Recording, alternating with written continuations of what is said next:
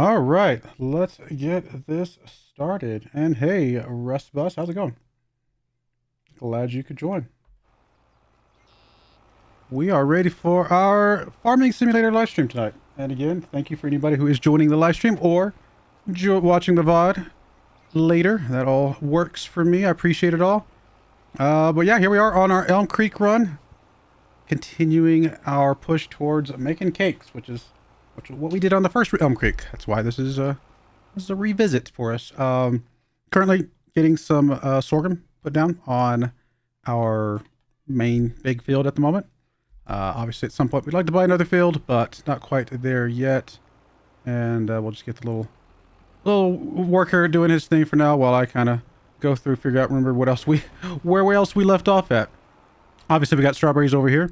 We're ready to. They're just selling automatically every month, so those are looking okay. Looks like we got plenty of water at the moment, so we're going to be okay for those for a little bit longer. We do have our harvester here. Not an amazing harvester, but it'll get the job done. This is just this is currently just used for the sorghum itself. Of course, we have our chickens over here, and those are coming along just fine. Just need to keep an eye on the eggs, make sure they don't get filled up too much, but we've already got a decent amount of eggs ready to sell as well, so that's going to be good for us. And of course, I think we still have a little bit of a sorghum in here, do we? I can't see in there, but I'm pretty sure we have some sorghum in there. If not, we've got definitely have enough sorghum for the chickens that we have, which is going to be great. Still got a lot of silage over here. We're ready to sell off as well. Is it actually silage yet? It is. Nope, it's at 0%. We just got this picked up in the last, towards the end of the last stream. So that will have to take at least 3 months to get turned into silage, and then we can go sell that. So that's kind of the update. Still doing grass, just doing grass and sorghum at the moment. Again, at some point we will switch to some other crops. The grass is just good for money, and of course we need a little bit of it for the cows, and of course the sorghum for the chickens. And that is that. It's the rundown. Caught everybody up, including myself.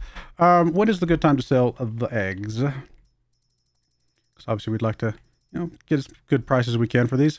Looks like November, and we're definitely way off price at the moment. We're only at 800 of the possible 1200 plus that it could be at. So we'll wait for that. Obviously, we're not going to sell anything anytime soon. I just realized there's still a little bit of a hump here. Do I want to smooth that out? Not super fast. I think we're going to be okay for now. It's not really affecting the tractor or anything like that. Do need to repair our tractor here soonish, which of course takes money, but we have a little bit of money. Real question is, what is literally the next thing that we're going to be going for? What is the literal next thing we were going to be going for? I mean, we do need... We got to get sugar at some point. We don't have to rush it, but we do have to get sugar at some point. We got the eggs. We will need the milk, and I think we'll need butter. So obviously both of those come from the cows themselves. More than likely, I mean, we need to get cows down, right? Cows are expensive. And what I mean by that is, not the cows themselves aren't necessarily like crazy expensive. We can probably get enough, we have enough money to get the cows themselves going. But specifically the pasture, or the barn, I guess in this case, is the expensive part of this. I mean, obviously we would love to get a giant barn and have lots of cows, lots of money coming in for that. I don't think we're going to be saving up 518,000 anytime soon. We do have a mod for this. I don't remember this. I guess it must be from something. I don't remember what that's for. Probably won't use that one, although it is a little bit cheaper than the other one. And it does hold, does it hold the TMR? Is that what it's holding or something? Or maybe that's just the manure stockpile over there. It just has a built-in manure thing. Yeah, I don't know. I don't think we'll be using that one necessarily.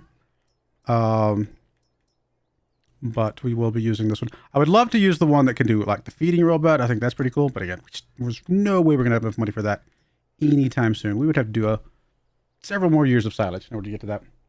Hey, Benron, how's it going? It's going pretty good. I think I missed was it last week that I had to skip? I think it was last week that I was sick. So this is my first farming simulator live stream in a couple weeks. So I definitely missed it last week, unfortunately. But I'm feeling much better and glad to be here. So yeah, more than likely what we'll do is we'll start with this. If we do get to a point where we have enough money to upgrade it, from there, then we can always choose that, make that an option. But initially, we just need to start with the 254,000, and we're just not there yet. I mean, we could theoretically start with the 75K one, just to get some cows going. I don't know if that's really what we're looking for. It would be a little bit, but I don't think it. I think we just save up for at least the 254, 3 times the number of cows. I mean, it's 3 times the investment up front, but I think it's still going to be the right move. We'll see. Really got to play it by ear based on how much our eggs bring in, as well as the rest of our silage and things like that. Once we get the first load of eggs sold off, then I'll have a much better idea of how long we've got to wait until we get the next thing. We will at some point need to get a sugar mill for the sugar. I mean, arguably we could start with the sugar, but I mean, there's a lot of investment in that as well. You got to get the sugar mill, which itself is going to be what, 80, 100,000, something like that. You can check that real quick. It is 80. So yeah, 80,000 bucks for a sugar mill. And then of course we got to get the stuff for either the sugar beets or the sugar cane. I thought about doing sugar cane just because it's different. I just haven't done sugar cane. I mean, we would definitely not buy that thing. I'm not a huge fan of how the sugar cane works personally, but again, would just be a little bit different. I mean, this isn't the worst cost in the world, but it is pretty slow. But I think if I remember correctly, the sugar cane does last a while. Like a little bit of sugar cane goes a long way in the sugar factory, if I remember correctly. So even if it was slow going, I think we could plant a field and we just harvest it for like an extended period of time. So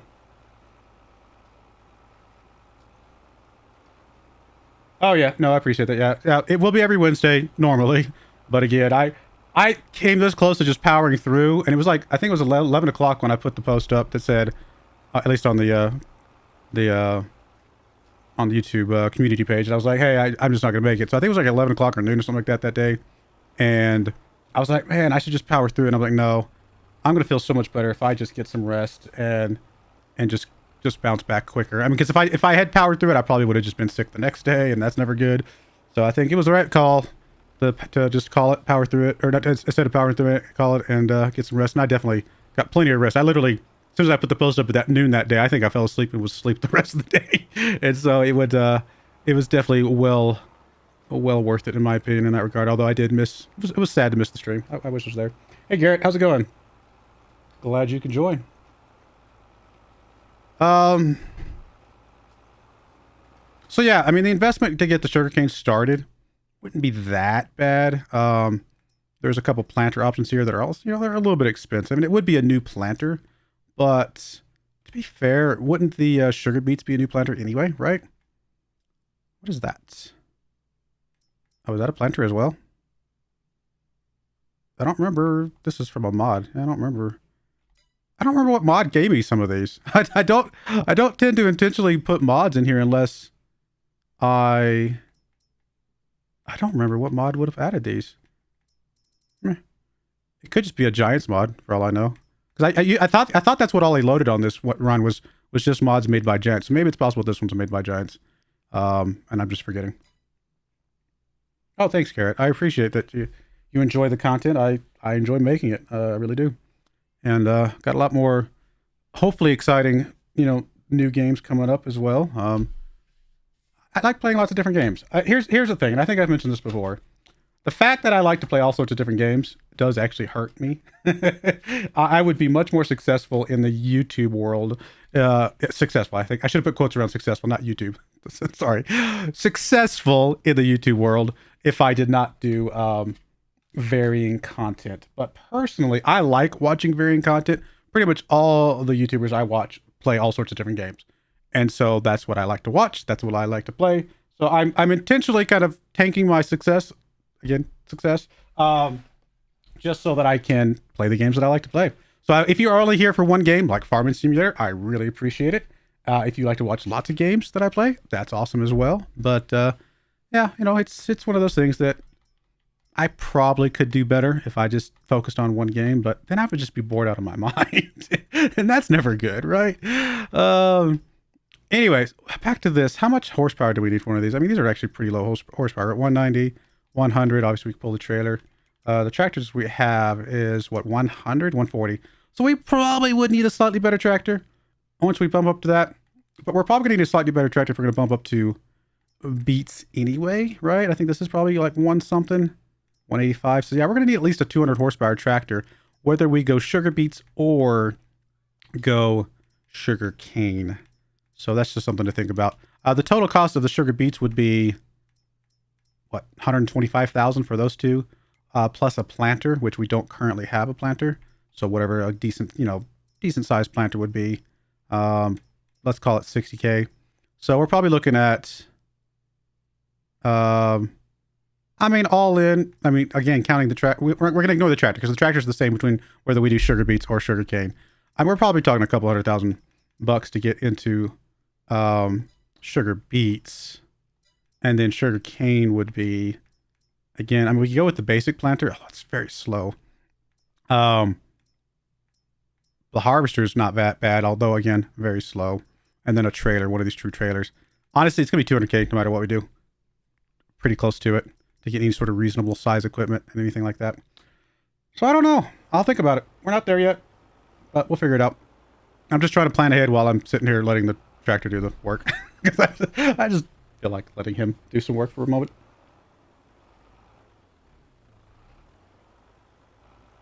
Yeah, that's fair, Benron. That's a good point. I think if it was a game like, I don't know, like I do watch streamers and people playing World of Warcraft, for example. That's a game that I do also play. I have not turned on my stream for World of Warcraft because it's the game that I play for myself. And obviously people can be very critical of that type of game. I would consider myself a fairly decent expert in the context of like Civilization. Maybe, maybe not full on expert for Farming Simulator, but above average, knowledge of Farming Simulator. I am not a top tier player in like a game like World of Warcraft. I play it at a pretty high level in the context of one sense, but in the context of what people that actually stream games like that, I am not at their level. So obviously I think that's just a game that I play for myself and things like that. But that's the type of game where I could see focusing on a single game makes a lot of sense because there's a lot more variance in a game like that, right? In a game like World of Warcraft, there's, you can either be doing raiding or, Mythic Plus things and like things like that. So there's a lot of variance in a single game like that. What's another game like that? On like first person shooter games, I could see streaming a single stream of that wouldn't be too boring because it is varying every time you get into a match, things like that. So those are types of games that I can understand being single-minded, but I just don't. I either don't play those games at all in the case of the first-person shooters, or I just don't feel like streaming them in the case of World of Warcraft. So the games that I do like to stream, they're kind of, do it and finish it, right? Civilization. If all I ever did was Civilization, my goodness, I think I personally would be bored out of my mind, and I would imagine I might have a lot of viewers, but I just feel like, I don't know, after a while it would get boring, right? How long has Civilization 6 been out? 7 years? At some point it gets boring, but at least in my opinion, so we'll see. And yes, I'm just talking because I'm waiting for this guy to finish seating and I just don't want to do it. No, I appreciate that, Garrett. I appreciate the support. Honestly, the people that do support me, and I would say you, Ben, Run, you, Garrett, obviously. There's obviously several others. The people that do support me seem to like just about everything I do, and I really appreciate that. So I think it's less about quantity. I'm not getting a large quantity, maybe, of subscribers and viewers and things like that, but I think the quality is much higher. So that's cool. I like that. I'm okay with building a smaller community that is higher, higher quality overall. And yes, I just called you guys high quality, so there you go. I think you know what I mean, though. More invested in the channel than just an average viewer. I know I should take over for this, but I'm being stubborn. I want a better seeder. That's the thing about a save like this, where we're doing this whole start from scratch, and I'm intentionally not going into debt, is that I do have to get by with a little smaller equipment than I would prefer. Like, I would love a seeder that's twice as big as this or something like that. We just can't afford it right now. Maybe someday. Is there anything else I can do while we're waiting? That's what I need a second tractor for, so I can do something else. But there's really nothing else to do. I mean, the most I would be doing right now is be going to get a little bit more water for our vegetables, or not vegetables, our strawberries, to make sure they're completely filled up. But other than that, I don't really need to do anything right now. So yeah, sugarcane / sugar beets or cows. I'm trying to think of what would be more profitable. They're both, actually, to be fair, they're actually all about... No, honestly, the sugarcane and the sugar beets would be cheaper, wouldn't it? Because the cows, not only do I have to buy the pasture, or the barn, but I also have to buy the cows, but I also have to buy, like, things like the TMR mixer if I'm going to do TMR, and I have to buy the straw spreader, whatever it's called. What are those things called? My brain is suddenly forgetting. Not the forage mixture, it's the other thing. Here it is. What do you actually call this? It literally just says machine that takes straw bales and covers the thing. I know there's a name for these. The straw spreader. Sure. I still need to buy this, obviously, at some point. So that is another expense, right? I mean, this is an extra 60, 70,000 bucks. If you get both of those, you get a decent one of both of those. So that is another additional expense. Plus, we need to transport for the milk, because at least initially we would be selling the milk. So good thing to think about. What is our next? Whatever we do next, I think is a bigger step up than we've done so far. It's gonna be our biggest step up. So.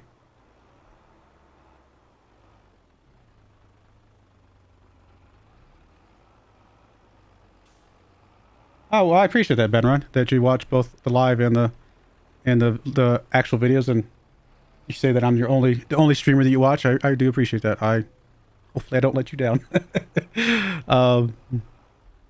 But yeah.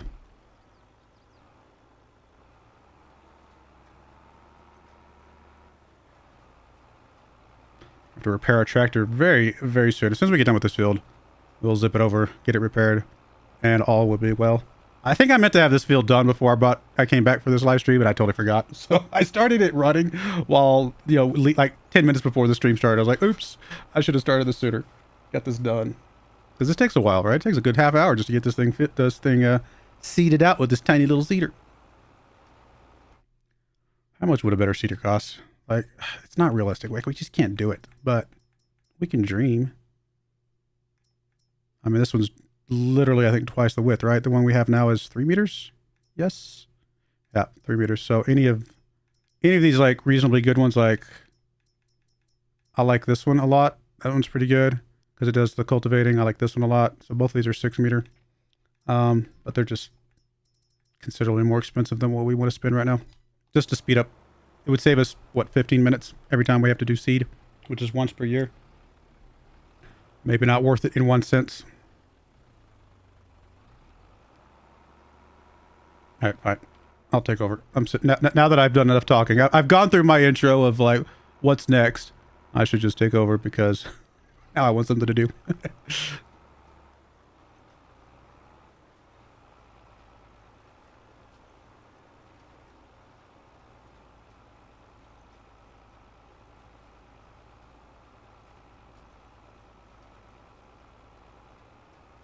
Hey, Steven, how's it going?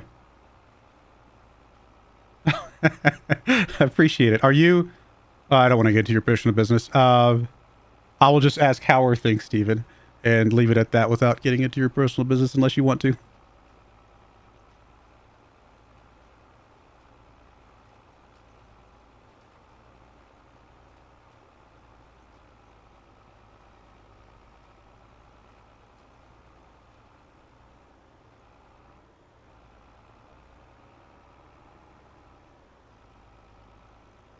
It has been very cold where I live. I'm sure it's been very cold and where most of you live if you are in the United States, because we've had some major cold fronts going through the United States. If you're elsewhere in the world, I mean, I don't know your weather, so I can't speak for you, but the United States has been hit for a lot of cold weather lately. I think we were at minus 30 degree wind chill yesterday, and so my kids were actually out of school, not because of snow, not because of anything like that. Like they actually literally had a snow day with no snow. They had a snow day because the wind chill was 30 degrees below zero, and it was determined that was just way too cold, which it was. It was very, very cold. I literally walked outside for 45 seconds to put the trash can on the curb, and my hands were freezing by the time I walked back in. I'm like, wow, that was fast. So it's been very, very cold. But then it's like 50 degrees today. And again, I'm speaking in Fahrenheit because, you know, that's all I know. But it was like 50 degrees today. It's like, how could it be 30 degrees below zero in the wind yesterday, which I don't remember what the actual weather was. It's just they were talking about the wind chill being that bad. And then today it's like suddenly 50 degrees. It's like, wow, my weather is insane. It can't make up its mind.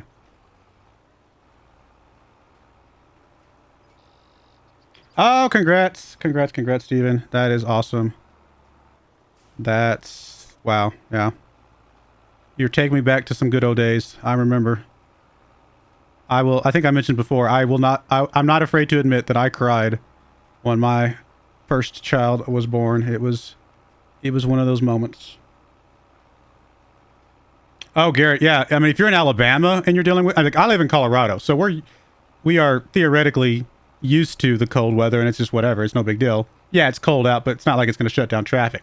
If you're in the South, like Alabama, or back when I lived in Texas and it gets cold and icy or anything like that, everything shuts down. Like, you even hint at cold weather, and it's like, oh, shut everything down. It's crazy. But, yeah, no, I bet. You live in Arizona. Coldest in the past 2 weeks was like 27 in Arizona. That's pretty cold, isn't it, for Arizona? I guess it depends on where you live in Arizona. I feel like that would be, can I do this all at once? I'm actually gonna let the worker do this because I want to make sure it's driving straight and getting the whole thing.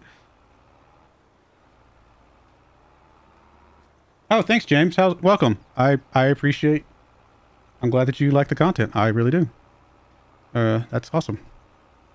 Oh, we are gonna miss a little spot right there. I'll come back and get it in a minute.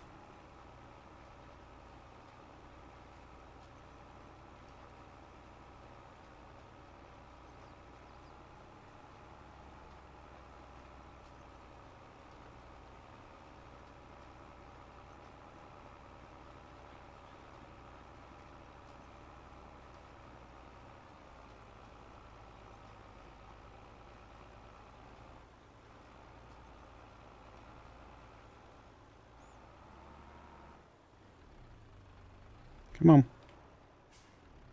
We'll get that last little strip done. Almost got it, but that's all right.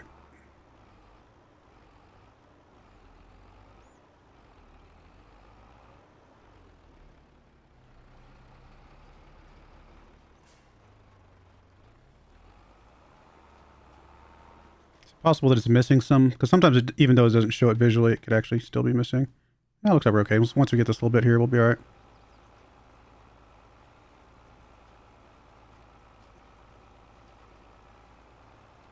Oh, I hate the heat too, Van Run. I left Texas, and at this point, now that I've experienced life outside of Texas, I will never look back. I'm all for not dealing with 100+ degree weather. It is, and humidity. Oh, that combo is a nightmare. Oh goodness, it is so bad. No, thank you. I'll take the cold weather for part of the year to have nice mediocre summers. Although I think as somebody I think I was talking about this on Monday on my football manager stream, and somebody mentioned that, you know, there are places that that have both mild winters and mild summers. I was like, that's true. I guess I could go for one of those places, but no, I'm happy where I live. I actually like winter. I like the snow, personally.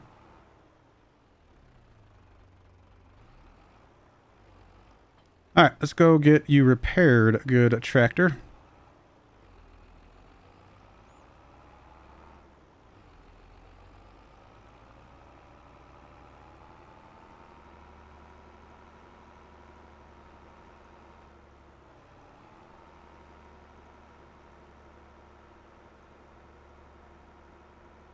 Oh, I just read, I'm sorry, there was a lot of chat there all of a sudden. I just read your part about the NICU, Stephen. Hopefully you say he's healthy, so that's good. I'm glad to hear that. Hopefully all is going to turn out okay with that.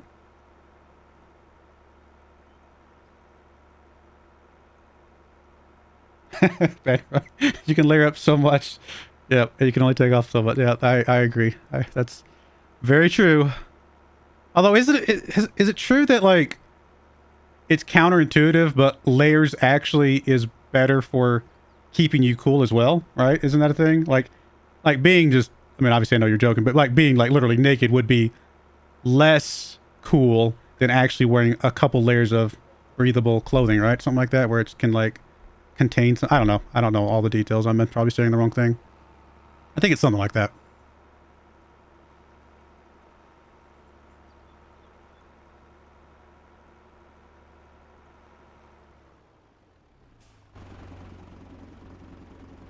All right, let's repair you. That's a 3,000 bucks. I don't know if this tractor's worth 3,000 bucks anymore. I mean, it says it's worth 16,000 bucks, but it is it's done its job. We have gotten some use out of this tractor, that's for sure. By the time this tractor is ready to be retired, it will not be worth selling. So we're just going to leave it on the edge of the field or the edge of the farm as like a statue, like a monument. Just a little monument that sits off to the side because that's about all it's worth to us. Oh no, I can't. I think it also, I think one big difference would be to what I just said is whether or not you're in a dry, hot climate, where I think that layer idea does become more logical. But if you're in a humid, hot climate, then I feel like you're just sweaty all the time, which is just not. I mean, yeah, sweat's supposed to help you cool you down, sure, but it just feels nasty. There's probably a big difference between those two. I don't think the paint condition matters for anything besides resale. If somebody knows differently, they could correct my thinking, but I've looked stuff up a few times and I've never noticed anybody say anything about paint condition specifically other than the resale. If it does, then cool. I mean, I guess, like I said, it'd be good to learn, but I'm reasonably sure that it doesn't. But it does. It is always better to repaint before you sell because the amount of money you put into repainting is less than the amount of money you gain on the resale after repainting. So always, always, always repaint before you sell. All right. So next month we will be fertilizing and herbiciding. Other than that, we should be good to go. Let me just make sure that what I saw on these things was still accurate. Yeah, it's accurate. We're good. Chickens are still good. And cool. I don't think there's anything else to do there.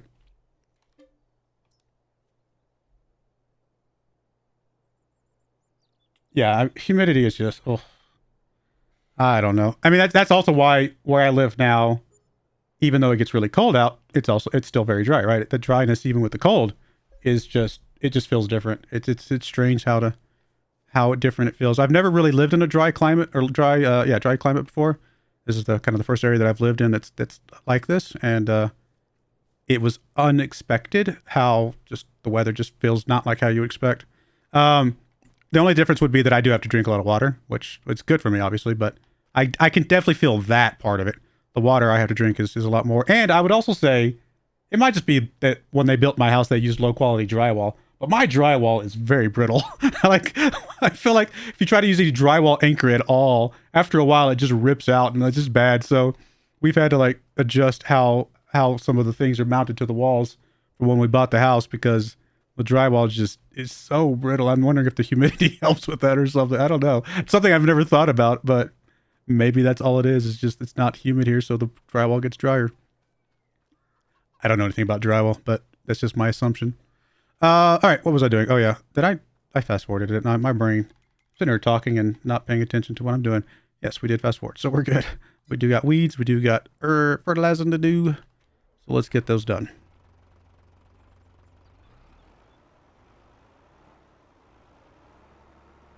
Plus, I'm at a higher altitude. I think I looked at, I'm right at 7,000 foot altitude where I live. Which obviously you've heard of Mile High Stadium in Denver, which I think Denver is right about what it sounds like, a mile high. I'm a bit above that. So the altitude was something that I had to get used to as well. Kind of the first few months, actually, honestly. Walking up and down my stairs, I'd get out of breath pretty easily, but obviously at this point, I'm used to it. Lots of changes when I moved to Colorado. No more humidity, colder weather, and higher altitude. It was a bit of an adjustment at first, but it has worked out quite nicely. Let me just do this header here.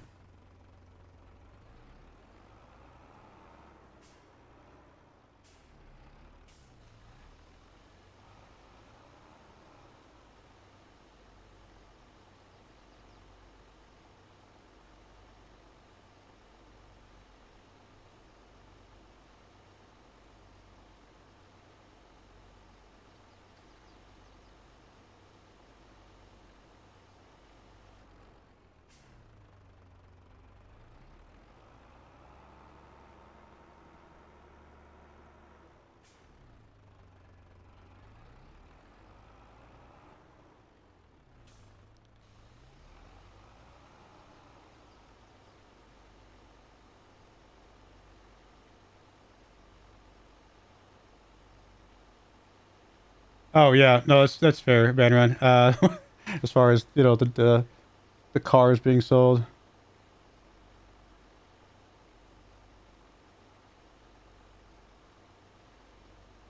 Felt like minus 29. Oof. Yeah, that's cold.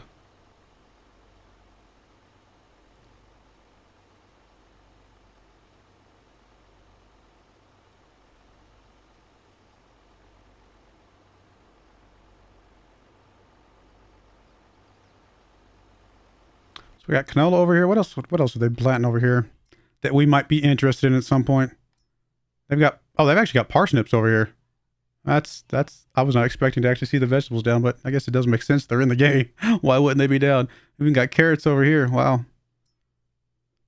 I mean, that would be one way to get some sugar beets is just buy a field that already has sugar beets planted on them, and that would save us the planting phase. But what color sugar beets are that? Kind of orange. Yeah. Whoa, wow. Speaking of sugar beets, there's a massive field with sugar beets right there. There's one up here, 33, and then there's one that looks like down here at 58. I mean, that would be more sugar beets than we need for quite some time, honestly. But I also think that's probably bigger than what we need right now. So we'll just kind of stay the course, and we'll figure it out when we get there.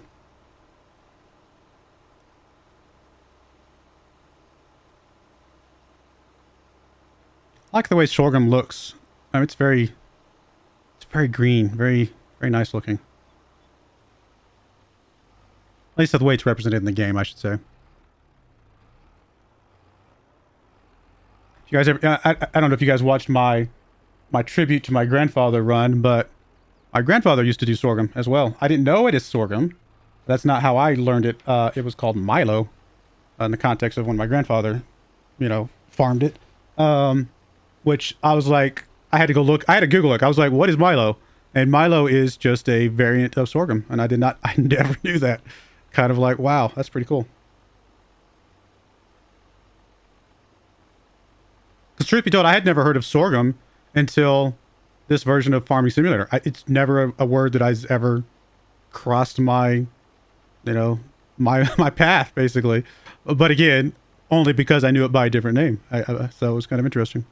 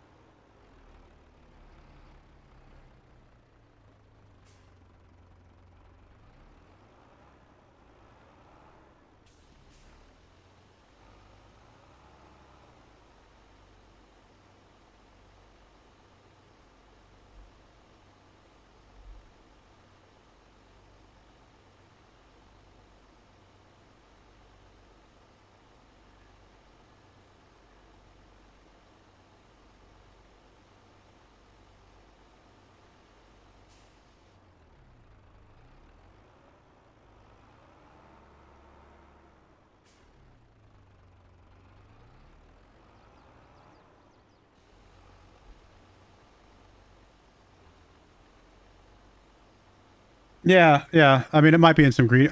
Truth be told, I've probably had sorghum in something. Some sort of sorghum flour or something like that, and I just never knew it. I know from doing some research after they put it in the game, because like I said, I was like, what is sorghum? I've never heard of that. So I actually looked it up, and it's very common. Like, it's way more common than I realized, considering I'd never personally heard of it. It was kind of like, oh, okay. This is just a thing that's just not been in my world. And again, maybe either called something different or just my dealings with it might have been in like a flower form where you just don't even think about the type it is and things like that. Speaking of flower, we'll have to figure out what kind of... I know I did it in the original run, but I actually don't remember which crop is best for flour once we get to that stage. More than likely, we're going to be doing like either wheat or barley for flour, only because we also need the straw for the cows. But I honestly don't remember which one was better.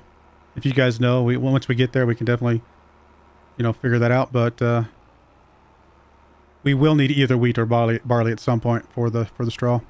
I mean, we don't have to have straw, but I would prefer to have straw just because it's easy enough to get, and it'll just make things better with our cows. Oh, I was about to drop this off. What I actually want to do is get rid of the fertilizer inside it and go get this herbicide.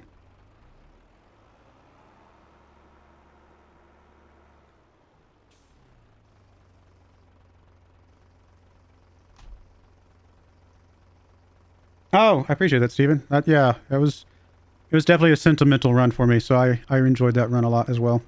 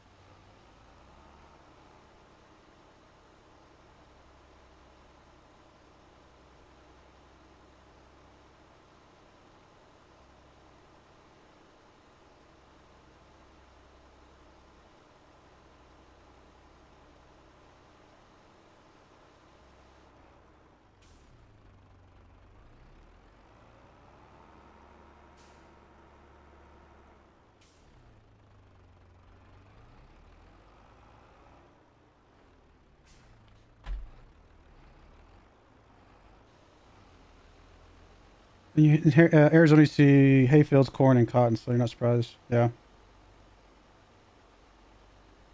Yeah, I see a lot of, I mean, obviously I've seen cotton fields, because that's what my grandfather did for a long time. I see a lot of cornfields, either in North Texas or kind of eastern Colorado, that kind of thing. Sure there's other crops that I just don't recognize, that they're definitely out there. But, sunflowers, I've seen sunflowers, fields and things like that. But those are the big thing with corn and sunflowers. Those are very recognizable. You can see those immediately.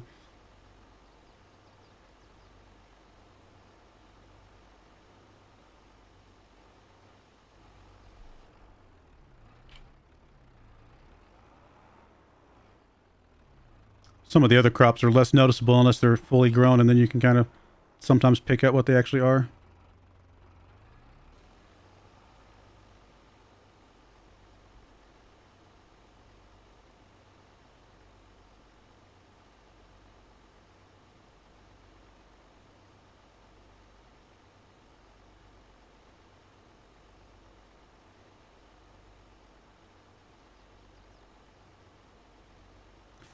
I think I mentioned the other day, but I was watching, I can't remember if it was like TikTok or Instagram. I'll be honest, I personally do not look at a lot of TikTok or Instagram. That's just not a thing I do. But every once in a while, when like a family member or somebody sends me like a little, hey, you should check out this TikTok or this Instagram, like some little video, I might scroll through a few times after watching their videos just to kind of look at a few things. And I was watching one that popped up that was all sorts of like really cool like farming equipment, like, some of the balers and some of the things that make hay, and just kind of, you can see it like pick up the grass and like wrap it up and tie it off and then drop it off in the back. And it's just like some of the crazy, I mean, some of it was stuff that we've actually used in game, which was awesome to see, like actually a real life version of it in action. But it was kind of funny. Like obviously people watch TikTok and Instagram for a million different reasons, and I'm sitting here geeking out about a farming equipment because it's just like, oh, that's what that really does in real life. It really is working that way. It was, I don't know, I thought it was kind of funny. I'm geeking out about farming equipment from a video because I play a video game. You think it is oats? Oats for what? Are you talking about the flour stuff? Because is there oat flour in the game? It's only barley, wheat, and sorghum, isn't it? Maybe I'm misremembering. It's been a while since I've done the flour. Let me check real quick. Production. I mean, I did talk about the sugar or the cows. I mean, a very quick one to set up would just be buy another field and go ahead and do the flour, which is exactly what I did the first time through. I did the flour first before I did anything else, and then I think we went to bread before we went to the cakes. I don't know if that was faster at the end of the day.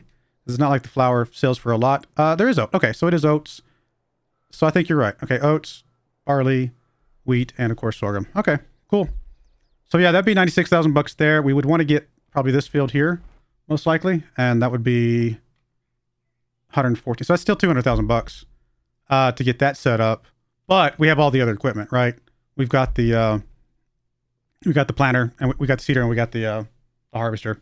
So all the equipment we have is already kind of set up for being able to do flour right away and getting a little bit of something for it. I just don't think it sells for a lot, right? Because I just don't know if it's worth the time investment instead of just jumping to one of the other things.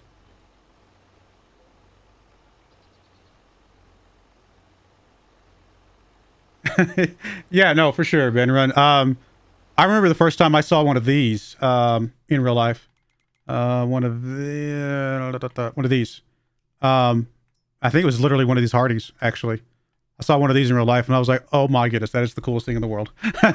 Like, it was literally, like, I'm driving down, like, a highway, and it's, like, waiting off to the side to kind of cross over the highway behind me to get from one side of the highway to the other side to two different fields, and I was just like, it was so cool. I thought it was the coolest thing in the world to see that in real life. I'm geeking out about farm equipment just because of a video game. Literally, not because I'm a farmer in any stretch of the imagination, but because of a video game, I'm geeking out about farm equipment. It's funny.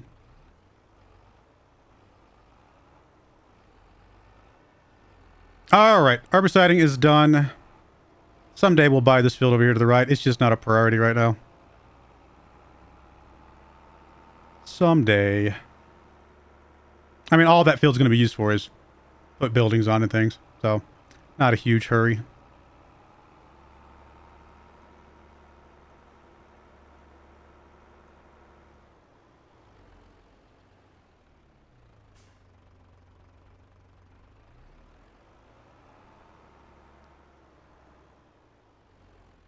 I mean, the thing is that we will need the flour at some point, right? So even if it's not like a huge amount of profit, it is something we're going to have to get. So anytime we get it, if it's like one of the cheapest things to get, you know, it's going to still be ultimately a good thing for us. And maybe the biggest reason it wasn't a profit the first time I used it is simply because I had so much debt. And so I wasn't really realizing the profit that it, you know, normally would have given me because the debt was kind of throwing everything off a little bit, which is very possible. I'm going to pick up my eggs real quick because I think they're starting to get a little bit full over there.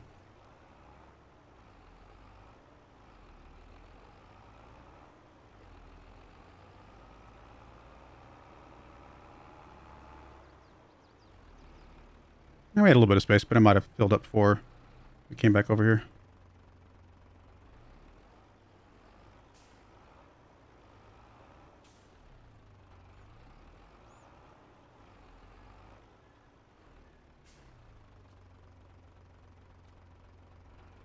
So we're unloading on the left, change that to the right, and we'll just stack these back up.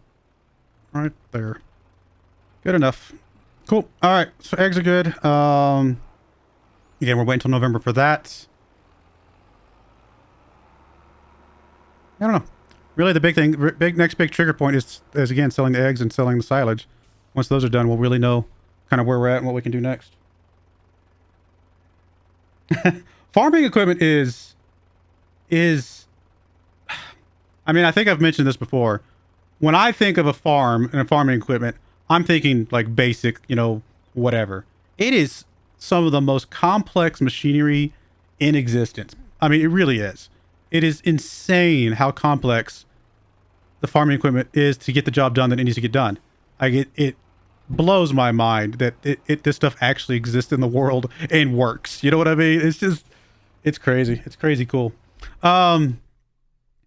What is next? I guess we're just fast forwarding because we're done the silage. We're still got 2 more months to wait for anyway, and we won't be selling that until January. So we got November for the eggs, January for the silage. I mean, I'm still selling the strawberries basically every day, which is fine. I'm not super worried about the strawberries. They just kind of exist to make profit for us. And then really that's it. We're waiting for, it's going to be a quick turnaround, obviously, on the sorghum. Sorghum would be ready to harvest in August. And I guess just make sure the chickens are okay. Chickens are okay. All right, well, let's fast forward. Oh, I forgot to mow. No, mowing's good still, right? We're still good on mowing. Oh, I might need to fertilize the grass. I do need to fertilize the grass. I almost forgot. Whew, that was close. I was like, I feel like there's something I'm missing. Fertilize the grass.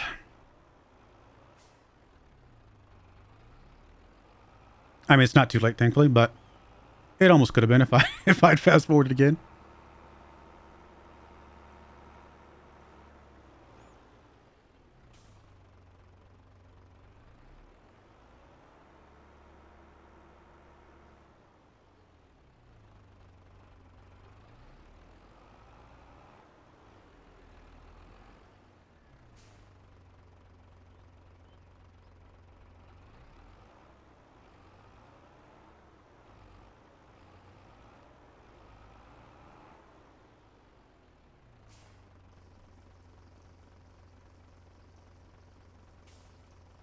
Oh yeah, that's true, James. The modern equipment, especially once you get into some of the GPS controlled vehicles, I mean, it's computers. It's crazy.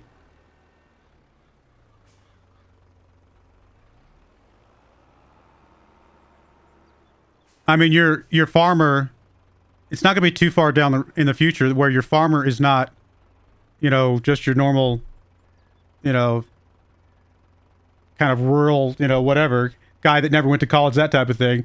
I mean, pretty soon it's going to be a guy that has to have like programming knowledge, like literally has to know how to code or like program or work with computers and things like that. And it may already be getting there now, but eventually I would imagine that we're going to get to the point where there's a lot more artificial intelligence type stuff controlling like just self-driving tractors and things like that. And again, some of that may already exist today, but if it's not like super prevalent, I'm sure there'll be more of that not too far into our future where you really have to be able to deal with, like I said, computers and debug a computer and update software and all that kind of stuff, which stuff that you would just not normally think a farmer would just be into, right? Like computers and things like that. It's just not normal for that type of thing. I mean, you still, and you still have to be able to work on machinery, right? Just because a vehicle can drive itself doesn't mean it doesn't break down mechanically. And you still have to be able to fix the mechanics of a machine. And so farmers are going to be very just well-rounded, like probably some of the smartest people in our country are going to be farmers one day. I'm not saying they're not now. That's not what I'm implying. But, you're going to have to like have a lot of knowledge and a lot of education to be able to do the farming stuff just because it's going to be so technologically advanced. I guarantee you there's a lot of genius farmers out there. That was not a knock on intelligence of farmers, just more that probably historically they haven't had to have a lot of like technical knowledge, you know what I mean? So now that's starting to change.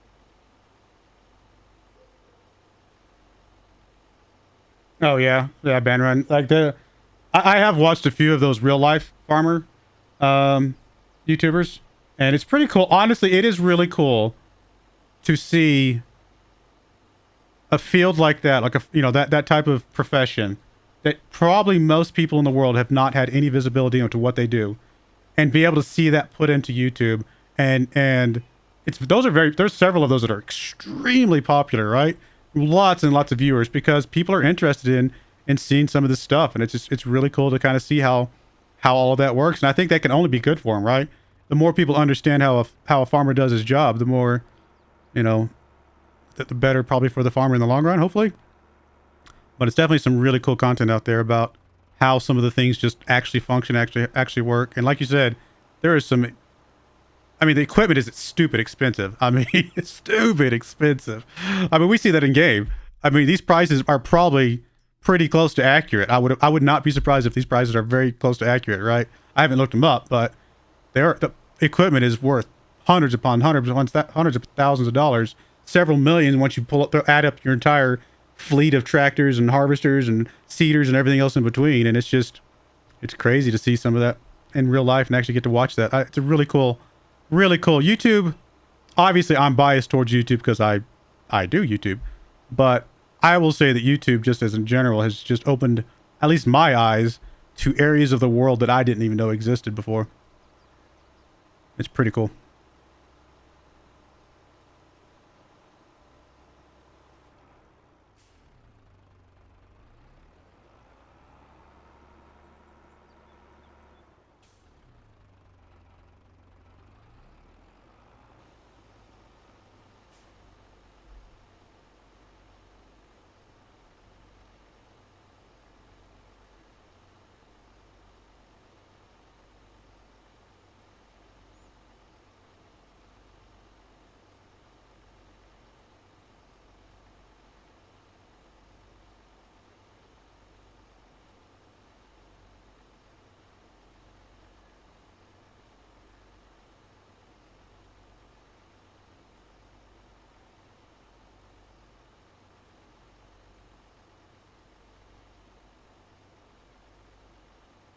Plus, I will say that YouTube and just social media in general, just the whole idea of influencers and anybody along those lines, has flipped the concept of what a celebrity is on its head completely, right? I mean, there are Twitch streamers and YouTubers and things like that would typically never qualify for what you would consider a celebrity to be, and yet they got more people watching them than any celebrity in history, right? Like, it's insane. I mean, I talked to you guys about the fact that the reason I actually got into YouTube was because I watched Quill18, a good YouTuber that does a lot of variety type video games. And I know for a fact, I have watched more hours of Quill18. I've heard his voice more in my head than any other human on the face of the planet, which is a really weird thing to say, but it's true. I have heard his voice more than any human on the face of the planet. There's no celebrity that comes close to Quill18 as far as the, hearing him talk is concerned, which is a really weird thing to think about, but it's just that, and I'm sure there's a lot of people that can say the same thing about whatever streamer or YouTuber they watch. It's a weird, trippy thing to think about, but celebrity no longer, it's not your movie stars and it's not your athletes. I mean, they still exist, don't get me wrong, obviously, but it's the other guys. And it's in a way, it feels like YouTube and Twitch and all those things let the normal guy be a celebrity now, right? You could be a normal person and be a celebrity now because of the opportunities allowed to you, which is really cool. Is it better to do liquid or solid fertilizer in game? I don't think it really matters, actually. I mean, I probably the big reason I prefer the liquid is very simple. It's because I know exactly how white it's going to be, whereas the solid I kind of have to guess because it's going to spray it out in a pattern, and I'm like, okay, how white was it again? How far over do I need to be? So personally, the only reason I do liquid over solid is because it tells me exactly how white it's going to be every single time. Other than that, I don't think there's really a major difference between solid and liquid. I mean, the best one, I think, is technically to put manure or slurry down and then top it off with a little bit of fertilizer after that, because that's your best value overall. But even that, I don't think it's not super necessary. It's so cheap to do fertilizer. The amount of profit that you lose by doing either solid or liquid fertilizer, I think, is pretty minimal.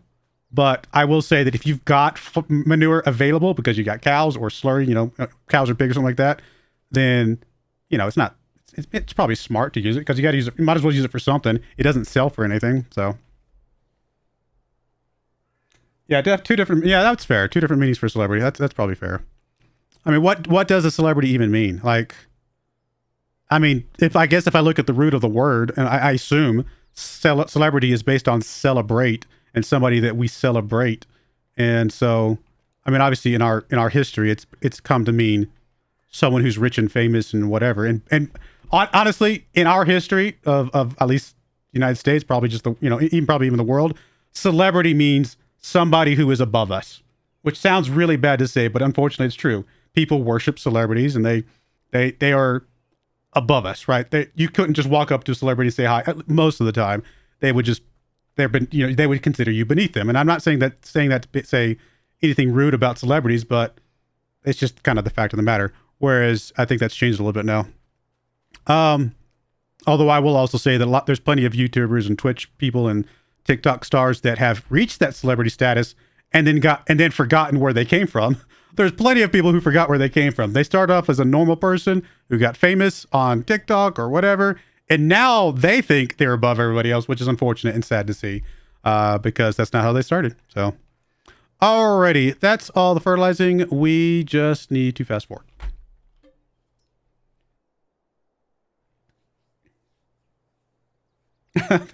I appreciate that, Steve. That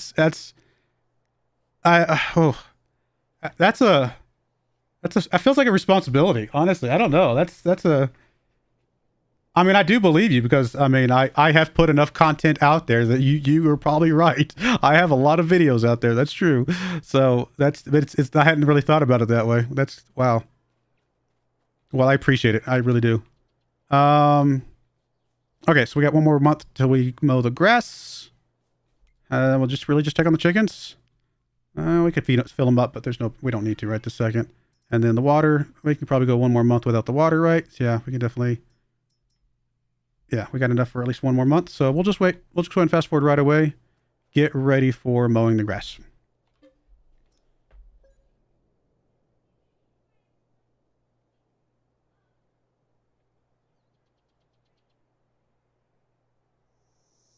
No, that's fair, Van Run. I mean, I mean, I hope I never get to that point where I'm like, I don't think I will. I just can't imagine how I could. But honestly, money and fame, and I'm not saying I'll ever get to that point in YouTube where I have lots of money and fame from YouTube. I don't need that. I don't need money and fame from YouTube, honestly. I don't necessarily need to be the guy that has 5 million subscribers. If I had 100,000 subscribers, which is still a lot, I would probably be very happy with 100,000 subscribers. That would be perfectly fine with me. But, so I can't imagine I would ever get to the point where I would forget where I came from, if you know what I mean. I don't know. But it's hard for me to say that without being in the situation. So I probably shouldn't judge people without being in the situation they're in. So.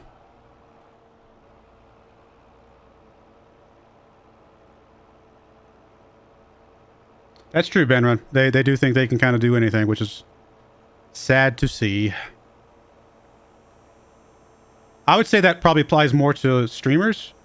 I mean, I would say it's a little bit less. I mean, it's not impossible for YouTubers, but I would say I've seen more streamers get to that point because they have more interaction directly with their viewers, and I've seen plenty of streamers go from, oh wow, I really appreciate you watching me, to suddenly, you know, you're beneath me when I talk. Like, they talk to the people in their channel like they're beneath them, which is really sad to see that transition kind of happen.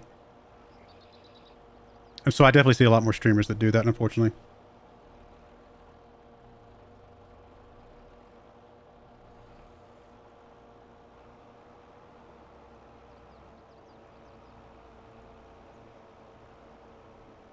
I need a second tractor. Someday. That is one good thing about doing the flower first, is that I will not need a second tractor for that. Because everything we have can set up and harvest the flower, like get the flower rolling. So I'm really leaning towards the flower, even though it's probably a little bit boring, only because we're going to need it eventually anyway. And it's at least something that kind of gets us a step in that direction, at least now.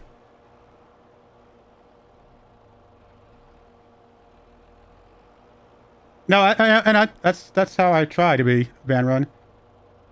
Oh, you've been watching me since 9K. Wow, that's pretty cool. I appreciate that. That is, yeah. I mean, I'm getting close to what 13K, so that's not bad. It's getting there. Yeah, I don't. But just based on the way I was raised, I was raised to be thankful for the things that I have, and not. I don't know. That's just the way I am. I don't know. Hopefully, I raise my children to be the same way. I want them to appreciate everything they've got and work for anything that they, want, and kind of go from there. And I don't want my kids to ever get to the point where they feel entitled. Honestly, I think people that feel entitled it's a shame to see that.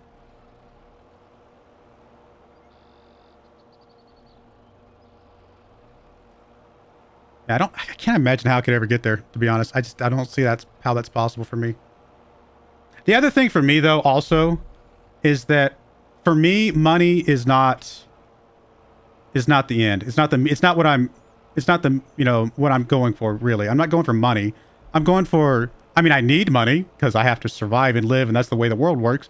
But like, if I suddenly went from my current, like, let's say YouTube blew up and I was making millions of dollars a year, some ridiculousness. I mean, I genuinely would not, I would give most of that away. I just don't have a need for that much money. Yeah, would I buy myself a few nice things just because why not? Sure.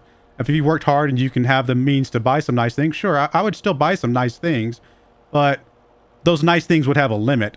Like, I'm not going to go out and buy a Ferrari because I don't need a Ferrari. I'm going to be perfectly fine with honestly, a Ford Mustang sitting in the drive, like something like that. Like, I'm more like, I would say maybe, I'm not sure if humble's the right word or not, but because obviously buying a nice, any nice vehicle is still more than what most people in the world have.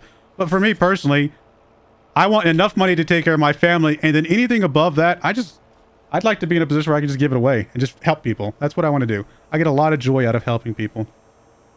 So that's my goal. That's where I'd like to be someday.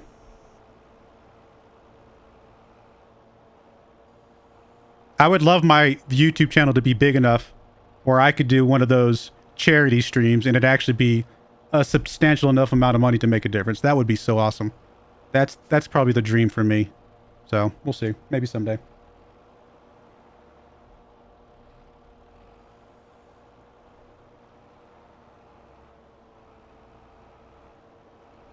And it's the same thing if I won the lottery. I've thought about the lottery before because obviously some of the lottery in the United States have been getting really big lately.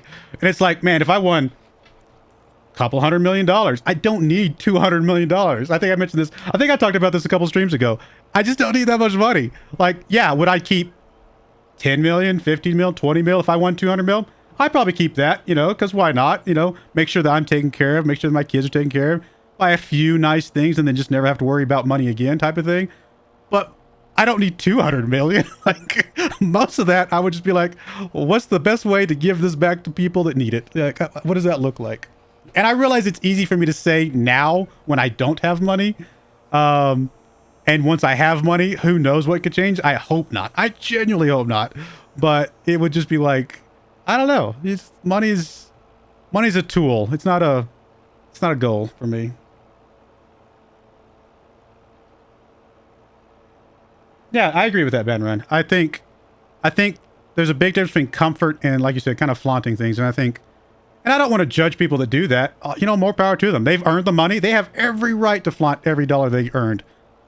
It's their right. It's just not my thing. That's not how it's not how I was raised, and it's not how I roll. So.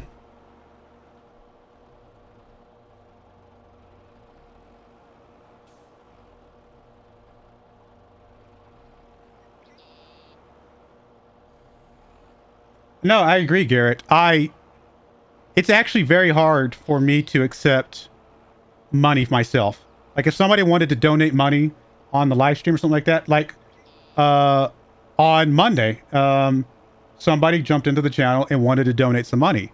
And I don't know how much they were going to donate, but I got the opinion they were going to donate a very large amount of money. And that's hard for me to accept. I was like, no, that's too much. That's too much. And I realize now that, because I'm the kind of guy that likes to give back. And I've noticed that people who give to other people sometimes have a harder time accepting gifts themselves, which is weird. But, it's one of those things that I need to learn to be better at, because in the same way that I feel good when I give something to somebody else, how dare I rob somebody else of that same joy if they do want to give me something, right?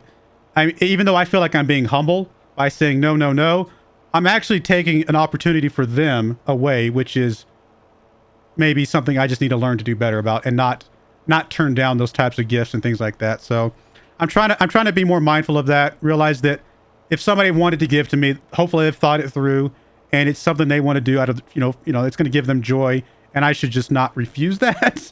But it's just kind of one of those things. It's kind of hard for me to do because as a person who likes to give back myself, it's just I don't accept gifts very easily. It's strange.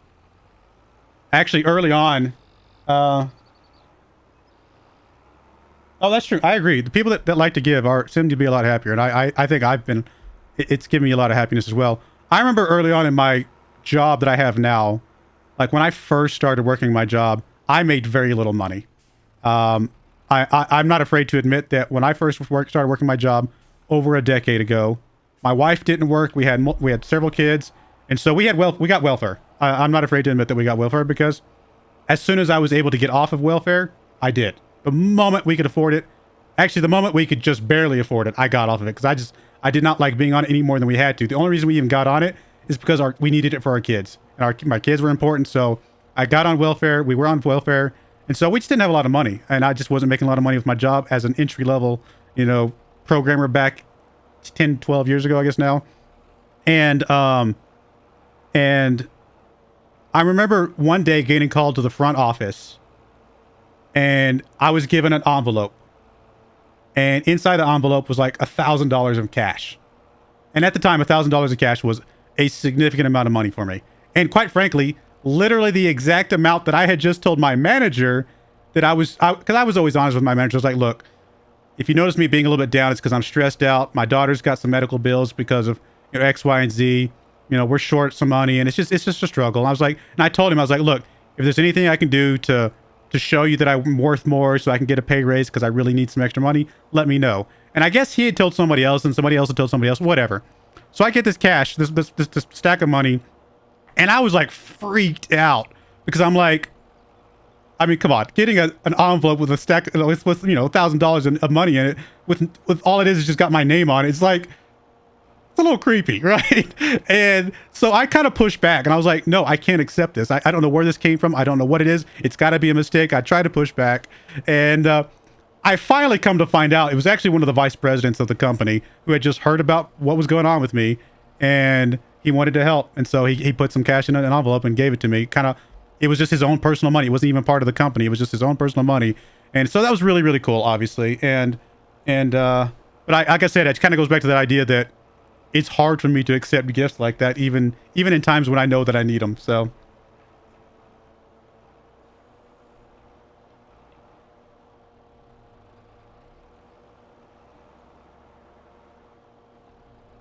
Yeah, no, I agree, Ben, man. And, no, I know what you meant, Garrett, for sure.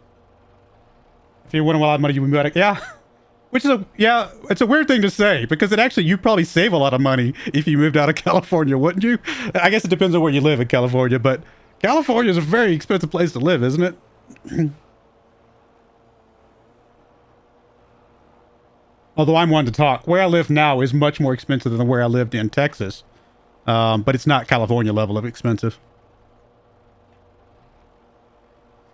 But I got a buddy that lives in Tennessee, and for the cost of my house where I live now, we literally found a mansion in Tennessee for the same price. It's like, oh my goodness.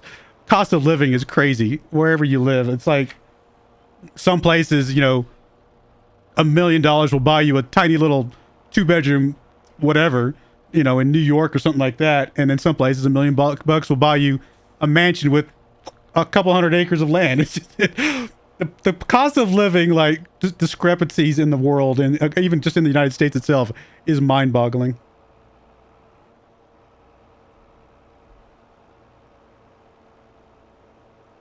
It's like, all right, so you're telling me a house in California, I could get a smaller house for the same price in California. Well, could you just go buy the materials from Tennessee? Is that the problem we're talking about here? Is it the materials? Is it the labor? What are we doing? What are we talking about here? Let's ship it in from another state. I know that's not what it is. It's just literally, in some ways, I feel like cost of living or like cost of property is just it's almost like it's not based off anything like realistic in some way. Like it feels like it's expensive because it can be in some sort of weird fashion. I don't know.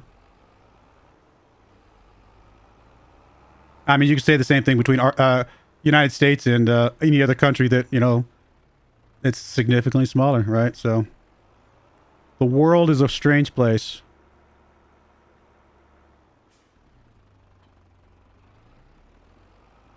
All right, so mowing's done. We need to windrow and bale.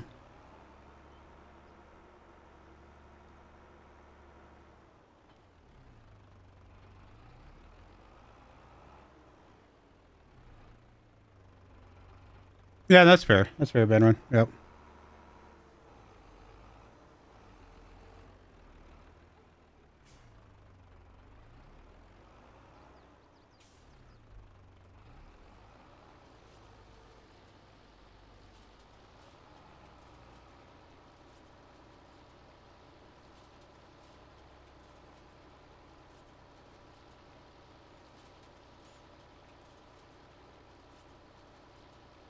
Oh, I was going to mow twice before I did this. That's all right. We'll just go and get it done. Good thing about getting it done now is that it should be ready for January, which will be fine.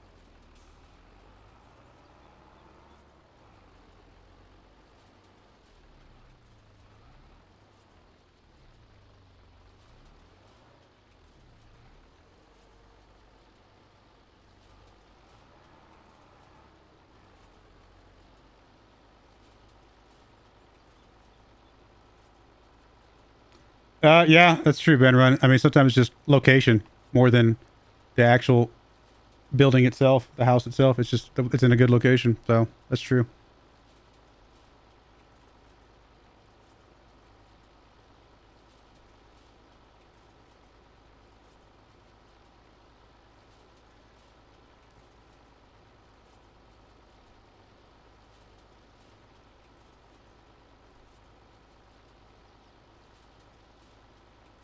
Yeah.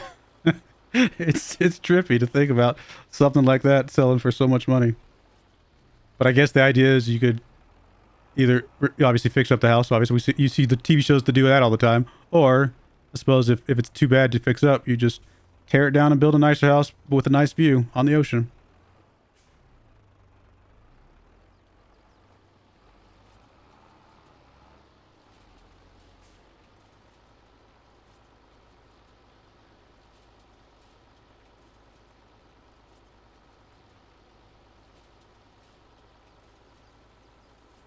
Actually, I think I'm gonna hold off baling this. I might just windrow it one more time once we mow it one more time. Actually, I say that the windrow might actually interfere with the mower. It don't matter. It's all about the same once we get it done.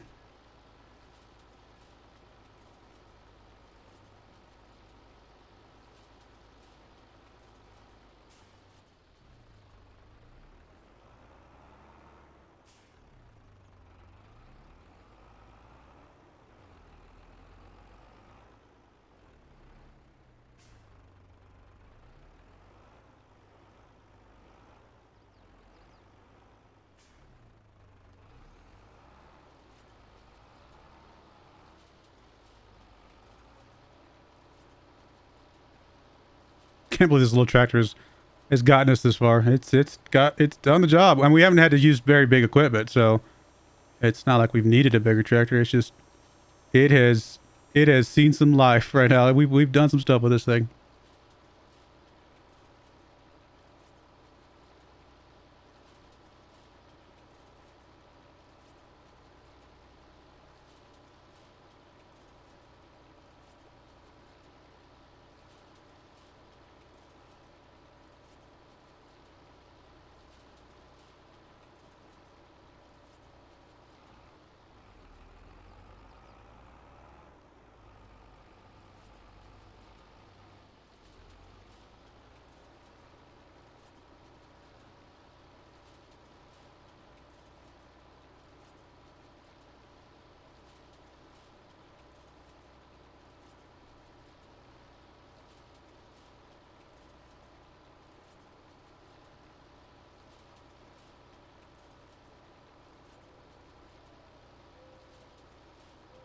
think the other thing interesting about cost of living is that it's usually just the house, right? I mean, house and maybe utilities, like things that go around the house, utilities, obviously taxes, things like that. Just anything related to the house is at one level, but then everything else you buy is basically the same. Like, right? Like if I go buy a car, again, outside of taxes and registration, I mean, I should be able to buy a car for the same price in, like I said, Tennessee as I would in California. Like it's a car. It's got a price. If I go buy a computer, it's going to be the same price. I can order it off Best Buy or order off Amazon. It's going to be the same price. So it's like everything else you buy is the same, but the houses are just the big thing. That's the difference is it's really weird.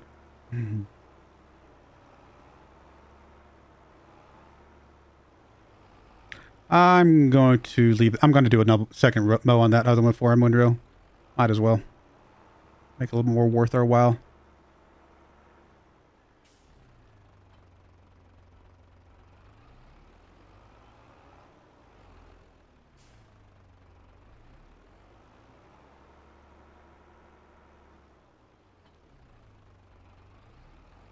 Well, this thing is... I should go get this thing repaired. Because I think it'll get us less yield if it's this damaged.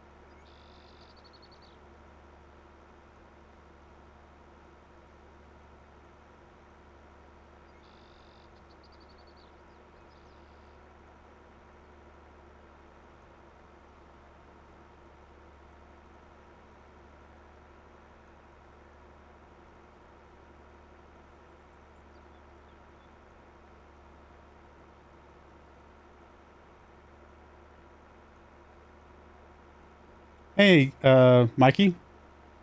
I'm going to call you Mikey if that's okay. W key Mikey. I'll call you Mikey. Unless you prefer the W key. Insurance on a car is stupid expensive in New York, but that same plan in Arizona with the same company, everything, the same car wise is like $100. Yeah, I mean, that's insurance. Yeah, might be a little bit different too, depending on where you're at. There are definitely some differences there. Like I know that registration in Texas, for example, was very cheap for a car. I could register my vehicle in Texas for, I mean, I don't know the exact amount, but basically nothing. And it's so expensive in Colorado. Like the first time I got my registration, I had to pay it, and I was like, "There's got to be something wrong." Like, what's wrong? What did I miss?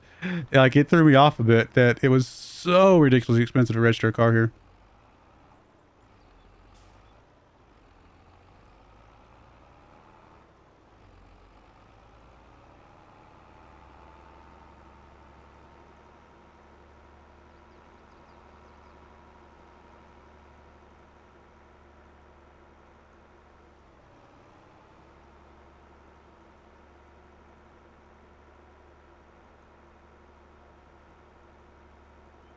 Yeah, yeah. Did my car just upgrade?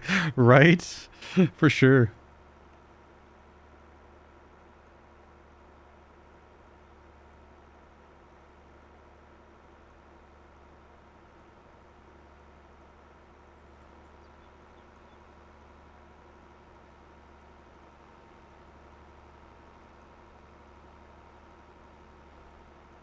Oh goodness. Yawn all of a sudden.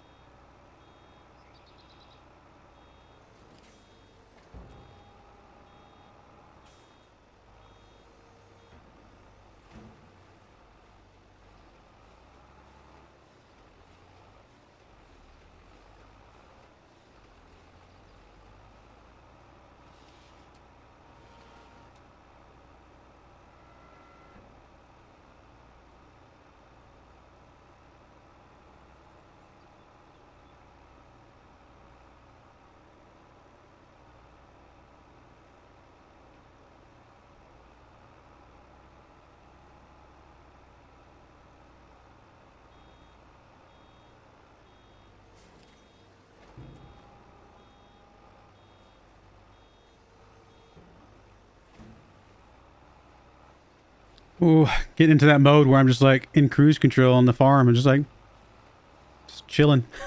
Just chilling and having fun. Baling some grass. It's very soothing.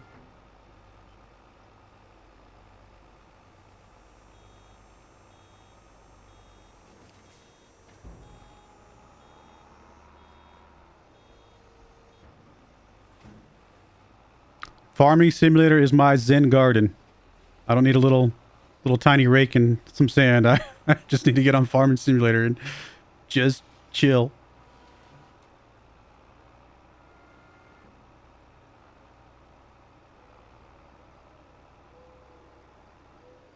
What is my favorite crop to grow? That's a great question. I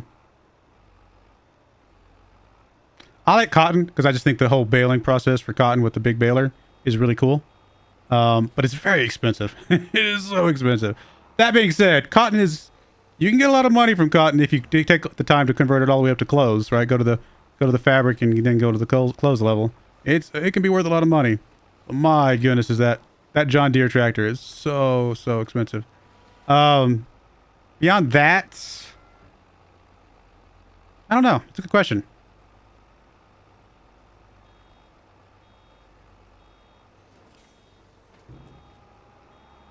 I think corn's just cool. I like the way it grows and it's so tall and you're just kind of cutting it down. I don't know, it's just kind of a cool thing, but I don't know if that's a favorite. Like I said, probably just cotton. It's probably my favorite at the end of the day. The rest of them were all kind of similar, which is why none of the other ones kind of jump out at me. Cotton's very unique.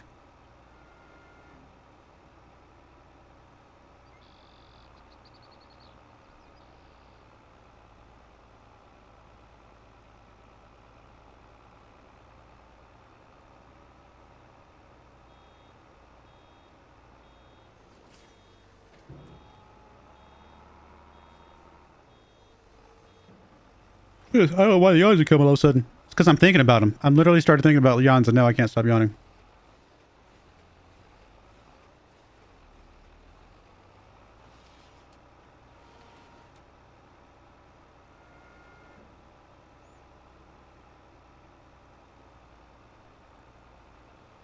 Get this done. We'll get one more mowing before the end of the year.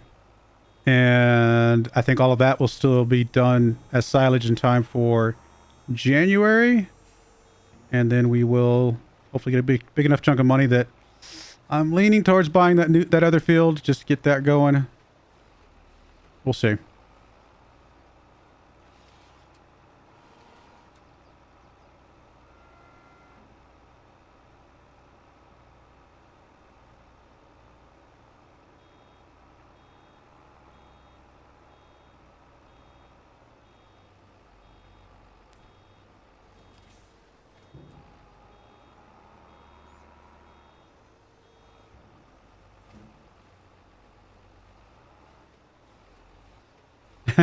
Yeah, doing the harvest in first person, that's true. I mean, the biggest reason I don't do this tractor is because it's kind of hard to see with that exhaust pipe sticking up there. I mean, I can see a little bit, but, you know, whatever. This is a tiny old little tractor, isn't it? Wow. I like that this tractor has AC controls above our head.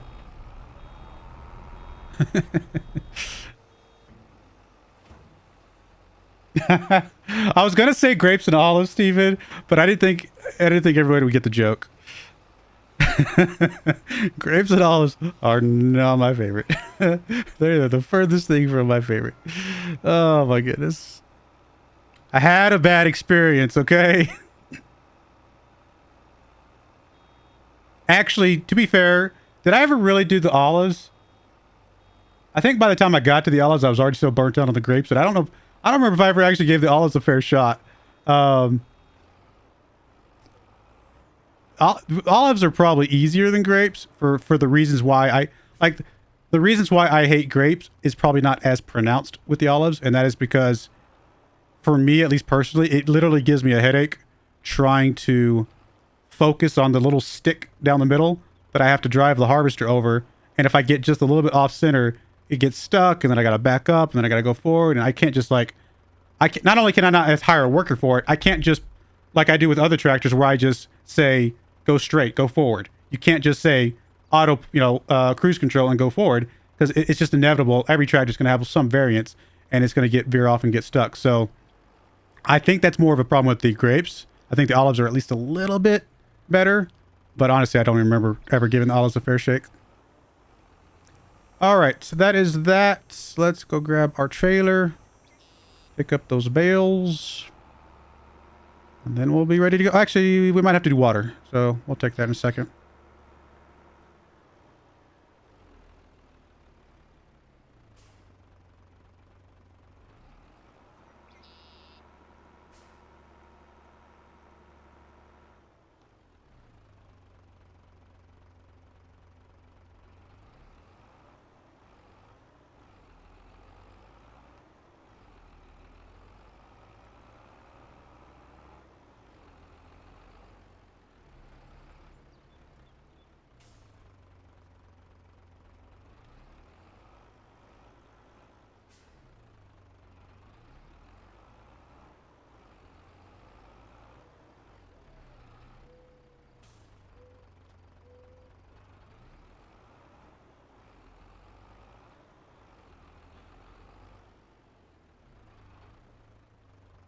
You hate doing potatoes or carrot? Yeah, potatoes, I don't know. Potatoes are slow.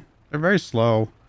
I'm going to be doing potatoes soon in my Zelanka save, because when we get to the potato chip phase of feeding my children, I will be doing potatoes.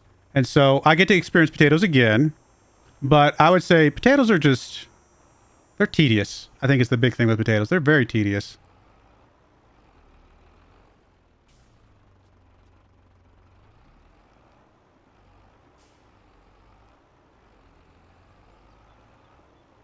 I mean, if I'm going to put potatoes in the exact same categories I'd put sugar beets, right? Because effectively they are the exact same process, just slightly different vehicles.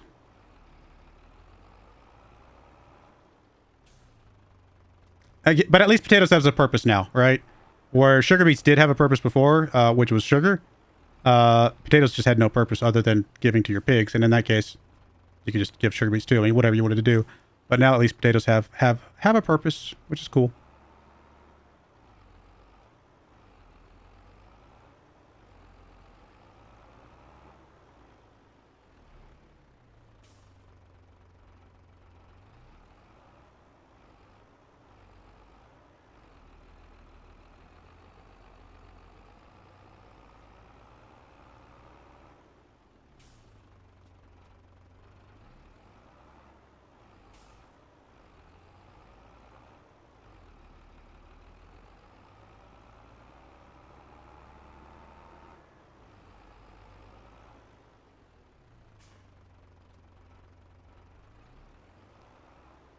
All right, that is that. Let's go check the water. And I guess we'll check the chickens while we're at it. Yeah, probably go ahead and top the chickens off. And yeah, we'll get some water.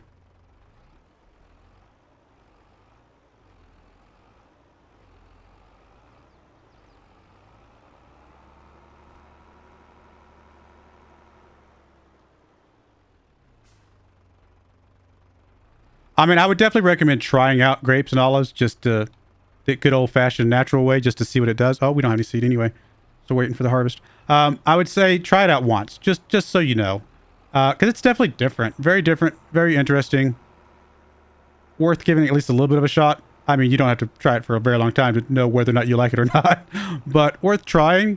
But if you just absolutely hate doing the grapes and the olives, I will recommend this right here.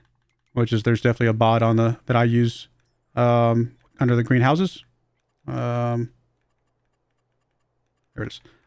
Which gives you the ability to put grape orchard greenhouses or a olive tree greenhouse down. It just gives you some, basically just put in water and you can get grapes and olives back, essentially. So at least you don't get completely excluded from that, any production facilities that require either one of those. But you don't have to go through the trouble of doing the grapes of olives if it turns out to be something that you don't like as well.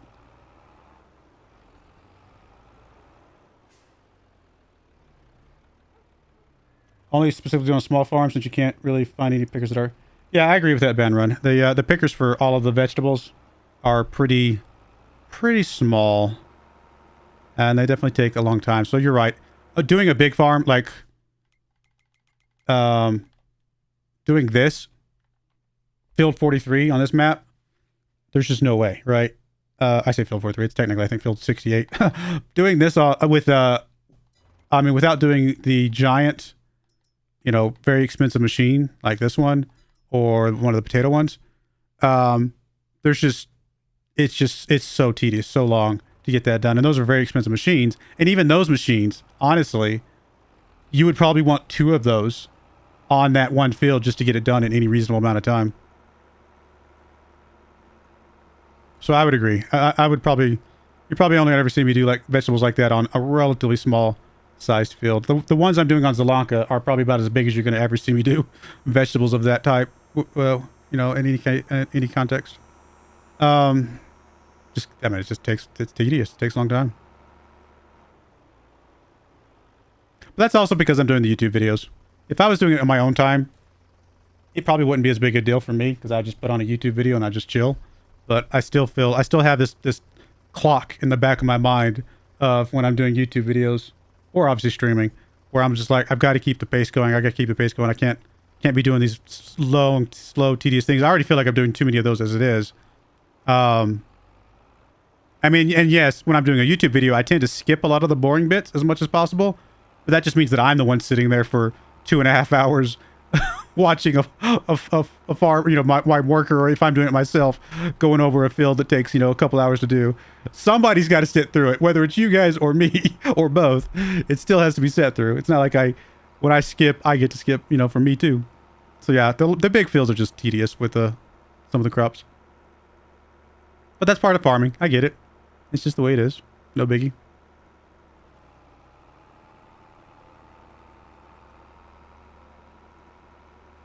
But it is part of farming, and it's probably semi-realistic in that context. But the big difference I would say is that, yeah, my grandfather used to get up, you know, 4 o'clock in the morning and spend 12 hours out on the fields doing all of his harvesting.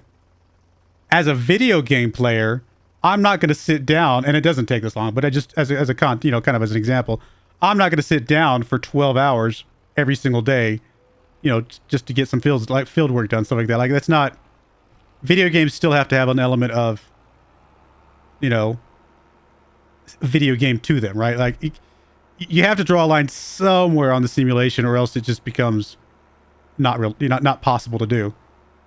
Like, if this was a true one-to-one simulation of real life, then it would literally take me a year's worth of 8-hour days of my real time to get an entire harvest done, right? Because we would just set it to 28-day months, and it would just, I don't know, it would just be one of those things that you just don't do. So you've got to add a little bit of arcadey gaminess to some of these games to speed up some of the process.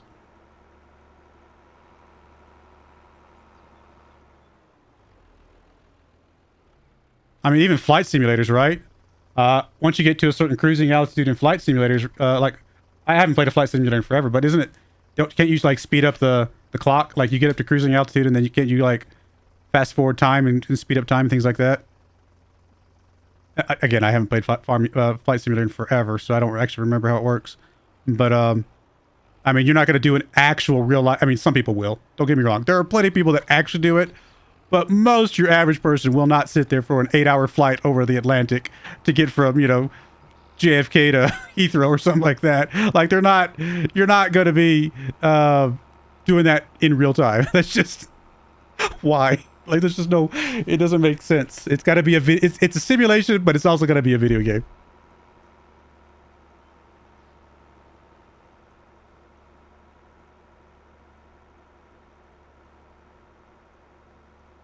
Wait, did I say that right? Is Heathrow the one in London? Oh my goodness, I'm suddenly having a panic moment that I said the wrong thing. I can't remember now.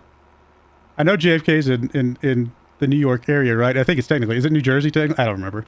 I know it's the one that you would think of in New York, but I forget which one. Is Heathrow London? I don't remember now. I've never been to London. I've never traveled there.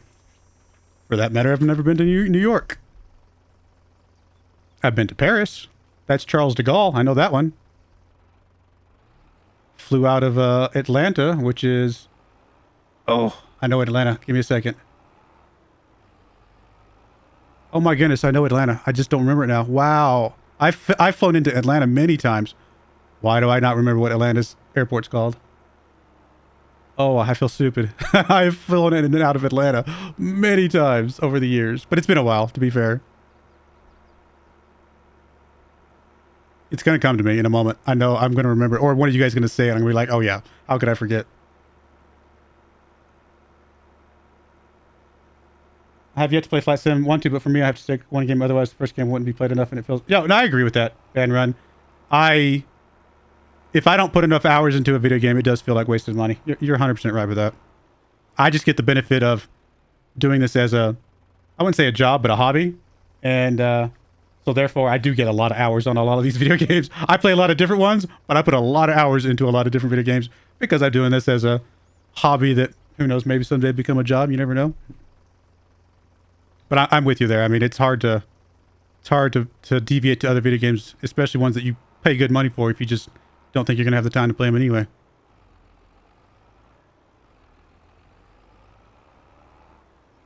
Yeah, I do want to try Flight Simulator one of these days. I think it's going to be fun. It'd be cool. Honestly, the last time I played a flight game of any kind was Red Baron 3D or something like that. I think it was made by Sierra.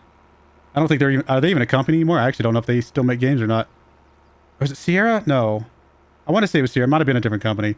But yeah, Red Baron 3D, where you get to play the, you know, as it's just like sounds like you're simulating flying around in a World War I cloth, you know, covered, you know, biplane or triplane or whatever. I played that thing a lot. That was fun. I don't think I've played a flight simulator type game since then, to be honest.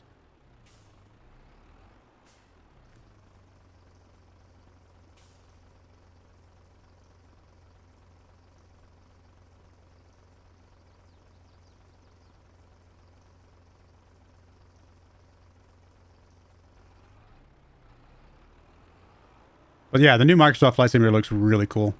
I think it looks awesome. Oh, I do want to try that out at some point. Is that on Game Pass? Do I literally have it for free right now? Like, for free? Because I already pay for Game Pass? I think it might be. I can't remember.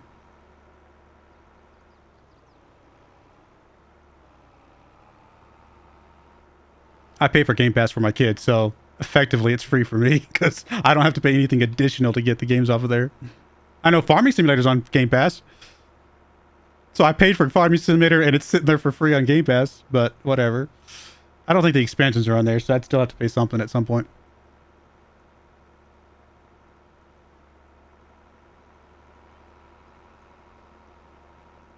Actually, several of the games I play are on Game Pass. Football Manager's on Game Pass. Farming Simulator, I think Civ 6 at least was at one point. I don't know if it still is. Man, a lot of my games. F1 Manager, I think F1 Manager was on there as well. Literally a lot of my games have been on Game Pass, and I've bought pretty much all of them, so whatever, it is what it is. Game Pass is a pretty good deal if you like any of the types of games that I play. A lot of them are on there.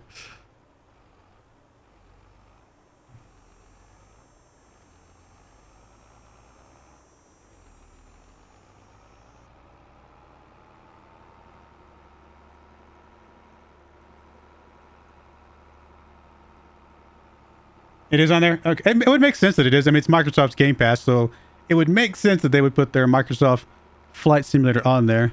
So yeah, I should try it out sometime. I mean, the problem is I would have to use the controller or like the keyboard and mouse. I don't have a flight stick anymore. So I'd have to, I don't know if I care enough about Flight Simulator to go get an actual flight stick or anything like that. But I still would like to play it because it does look pretty cool, the graphics and everything.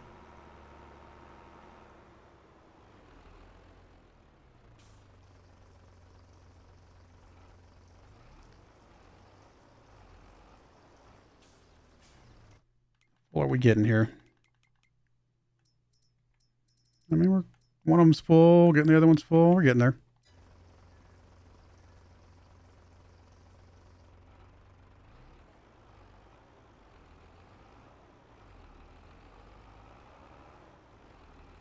Can I just fill up that first one and it gives enough for all of these to just survive for a while? Is that a thing that I can just be doing this whole time?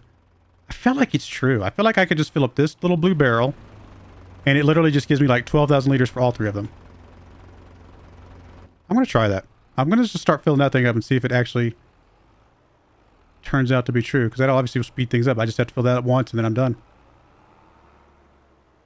Top Gun? Oh my goodness, that is old. Oh, that's a good one though.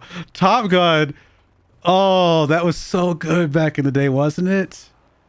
I mean, it's terrible. Absolutely garbage by today's standards. But at the time, Top Gun was legit. Oh my goodness. I used to go, I didn't have it personally. I used to have to go over to my buddy's house to play it. Oh, I played that thing so much. We would just spend the whole time playing Top Gun. Oh my goodness, Top Gun. Wow. You're bringing back some memories. Let's see. Question mark, what am I doing? When do I harvest again? I always forget. One more month, right? One more month. So August is harvest time. August is fertilizer time for the grass. Although technically I could do it now, but I like to wait until it's grown a stage for some reason. I don't know why. Oh, we need to put lime down again. Okay. Is it on this one too? Yeah. Okay. We'll put lime down then. Let me just knock it out real quick. Man, Top Gun. Wow.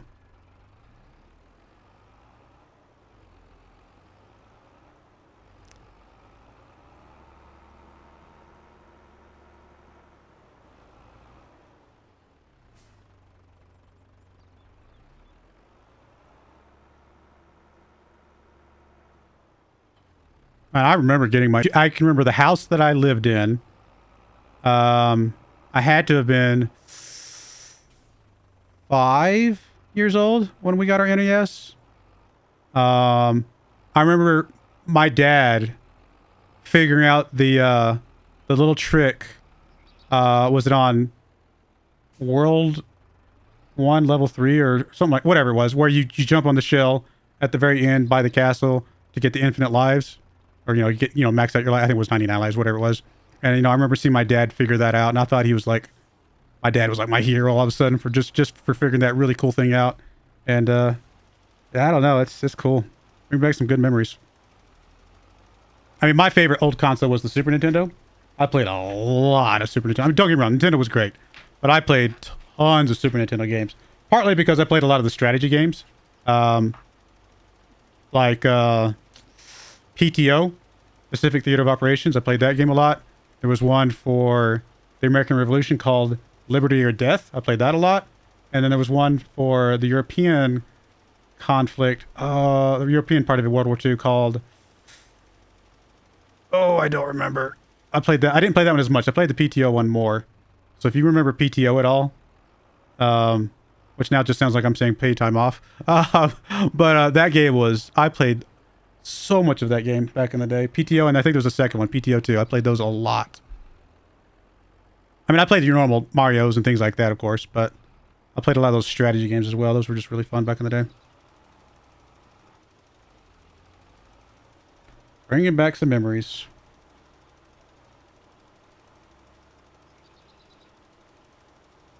So why are we... What is causing that? I don't feel like I've ever seen this before. Where am I looking for it? There we go. Okay, well, partly we don't have... We need to get the environmental score again, technically, I think.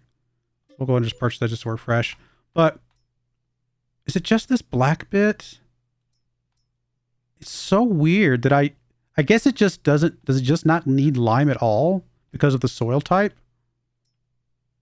Well, no, but then why is this brown? Like, why is this color brown and it didn't get any? Like, something's going weird with the lime through that. I don't think I've ever seen it, even when on this type of soil, not put the lime down. Really strange.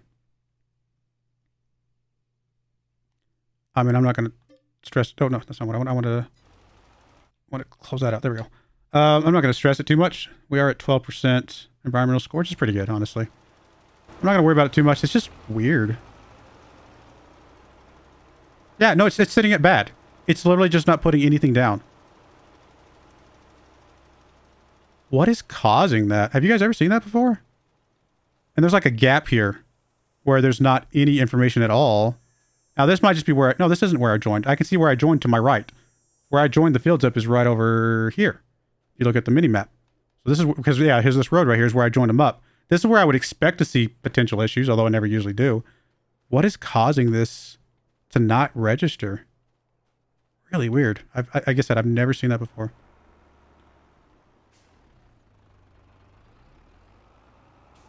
Is it really worth spending some? No, it's not. I mean, it's going to bother me, but it is not worth spending lime to do that little strip.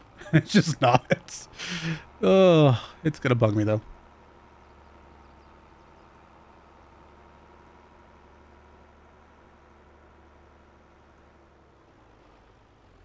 Just don't look at it. Pretend it doesn't exist. Oh, goodness.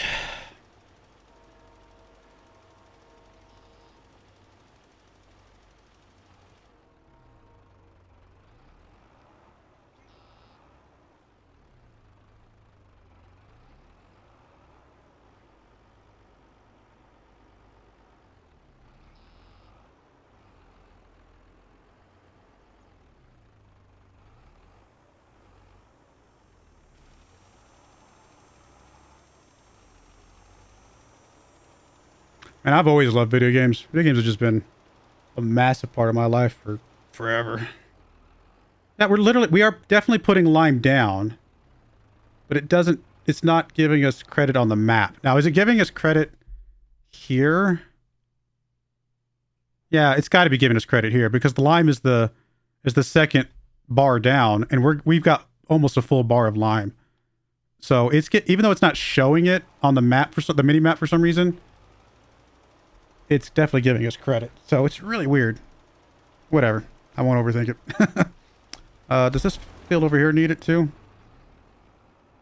Probably after this harvest, I would imagine. Yeah. Probably one more harvest and we'll need to put it down on that field as well.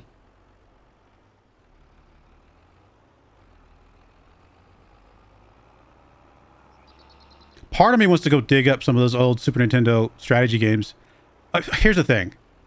And I need to look up the rules because I do own those on Super Nintendo. Like I literally still have the cartridges for them. I mean, they're buried in a box in my garage somewhere, but I do, or my parents, probably in my parents' garage. I do still actually own those discs or those copies of those games. So I know that there's like, technically you can use emulators if you own the copy, I think maybe, but I think at the same time, there's probably some too much shadiness around emulators for me to ever actually stream it. So I would love to play it on the YouTube channel, obviously, but without actually finding the official cartridge, I don't think I could ever show one of those games. Plus, the graphics would probably be too bad to actually show off, to be honest. I don't know. But I love those games. Were fun back in the day for me. What?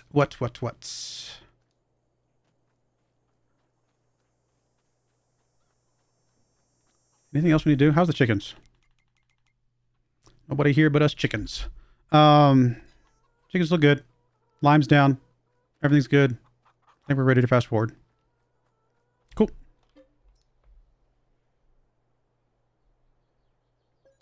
You were 5 or 6 years old when you played Diablo 1.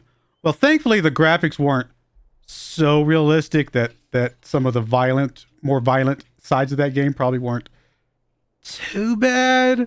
But yeah, I don't know. I mean, my kids are 6 and 7 or 7. Yeah, 6 and 7. So I don't think I'll let my boys play a game like Diablo or anything like that, even Diablo 1. But that's great. But although I would say parents back, that many years ago probably knew less about video games and things like that, and it wasn't as big of a deal. Diablo, man. Actually, I've never played Diablo 1. I've played Diablo 2. And of course 3 and 4, but I've never actually played Diablo 1. I mean, by the time I actually knew what Diablo really was, I'd already played Diablo 2, and it's like, I'm just going to play Diablo 2, There was no point in going back to 1. Same thing with the original Warcraft. I think my first entry into Warcraft was Warcraft 2. So I never went back to play original Warcraft. Actually, for that matter, it's the same thing with Civilization. I've played from Civilization 2 on. I never played Civilization 1, but again, it's kind of hard to go back to a game like that once you already know about, a game like Civilization 2 because the graphics were just so different. But we wouldn't have some of the games we have today without Diablo 1 and Civ 1 and some of those old school games.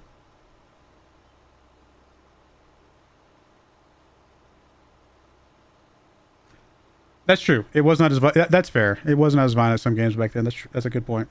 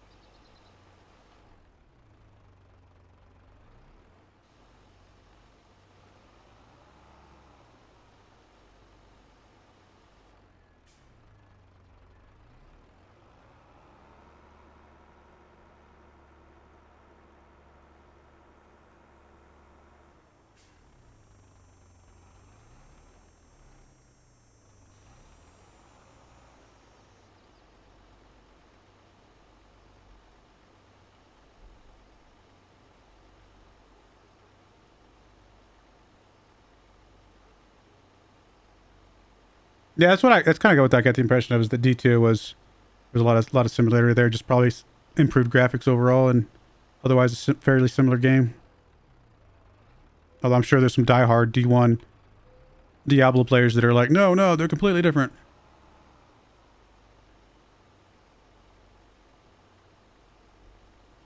I mean, I never really got into Diablo at all. Like I said, I played Diablo 2 just like to say I played it. I didn't play it much. I really got into Diablo a bit more with D3. And I've tried to get into D4 a bit. And I played it a lot over Christmas break, actually. During the Christmas break, I played quite a bit of it, just trying to mess around. But I just don't have time to get into some of the Diablo stuff and kind of really get serious about it. It takes a lot of time to get to the higher levels and really pushing your character to its max. Just don't got that kind of time.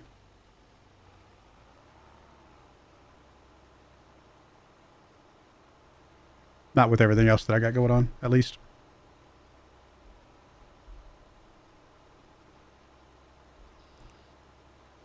It's really hard for me to play any game, honestly, that I don't put on the YouTube channel, which is both good and bad.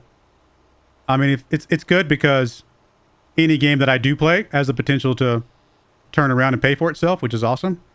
But at the same time, it does mean that I'm kind of limited on what kind of games I'm going to play and kind of how much time I have to play games, because unless I'm going to put it on the YouTube channel, I just don't play it. It just sits there.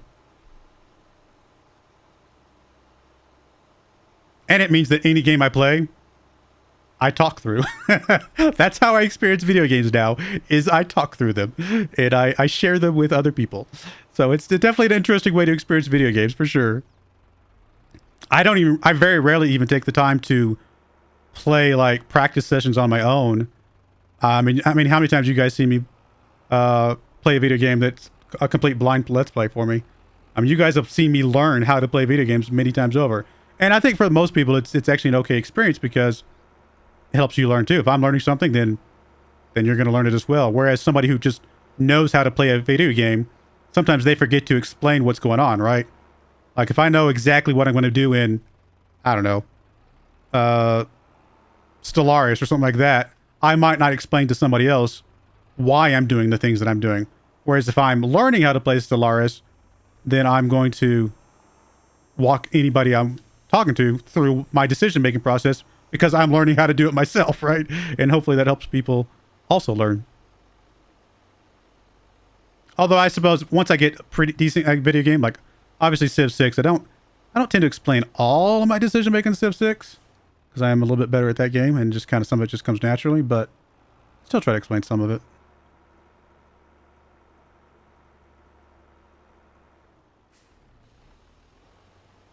Come on. Go. I was like, my light's on. I was like, turn off the lights. I had a moment where my brain could not remember the keybinds for turning off the lights, which is really weird.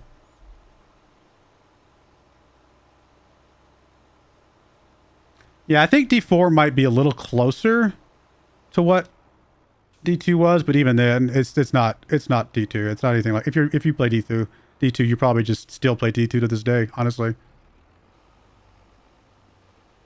D4 was definitely a big change from D3. D3 was very, I don't know what's the best way to put it. I like to use the word arcadey because it just feels like there's a lot of like elements. Just I don't know. It just feels like an arcade game more than a normal kind of RPG type video game. Whereas I think D4 went a little bit more back to those RPG kind of hardcore RPG roots. Or I say hardcore, but you know what I mean. Like those kind of those types of ideas a little bit more. All right, both things are fertilized. We are ready to harvest now, right? Oh, I could have been doing that this whole time. Yes, you're harvesting now. Yeah, I should have just had the harvester going. Oops, that's all right. I got distracted. Actually, one of my favorite games is StarCraft, and I'm kind of sad that they haven't. I'm assuming they're not going to be doing any more StarCraft games. I like that game a lot. I mean, I'm not like I don't play multiplayer, which I know a lot of people, that's how they enjoy that game. I am not quick enough with my APM to play a multiplayer game of StarCraft, but I do like playing, like, when I go through the story campaign, I always played it on, like, the brutal difficulty, the max level difficulty.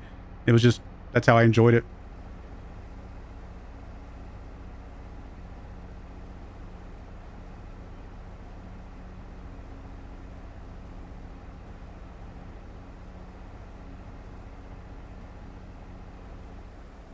Alright, can we do our tractor while that thing's going?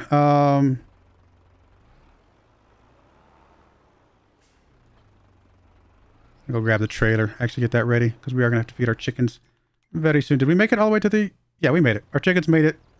And actually, we're going to have some extra this time around. So we're going to have to find a place to put our spare sorghum at some point. Which does point to the idea of putting up the flour mill, because we can burn off any extra sorghum we have in the flour mill.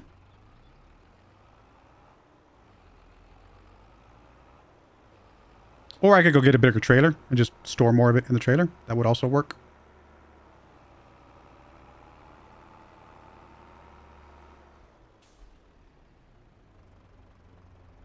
Am I taking game suggestions? Yeah, no, I always take game suggestions. I can't guarantee that I'll play them. Although I will say, and this is, do not feel obligated at all. I was actually surprised that so many people have signed up for it. But if you sign up for my Diamond channel membership, which is $20 for a month, basically, I will play basically any game you suggest. And so that's where the Satisfactory game came from, and the Frostpunk game came from. A couple Diamond channel members suggested those. But if you suggest a game, you know, there's still a good chance that I might play it. Because obviously if I think people are interested in a video game, that helps me out of knowing, you know, if I'm also interested, then there's definitely a good chance that I'll play it, because then there's double value. I'll be interested, and I know that there's some viewers that would like to watch it. So yeah, definitely. Short answer, yes, I do take suggestions.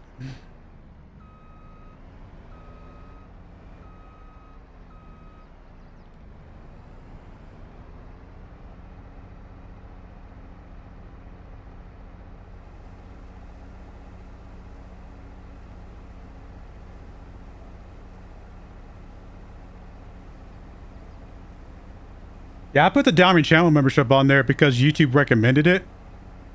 And I'm just like, there's no way anybody ever signs up for this. That's ridiculous. Like, why? Why would they do that? But I'm like, all right, YouTube, you suggested. Maybe you know something I don't know. And I guess they did, because I think I've had... I mean, they've only paid for like 1 month, which is fine.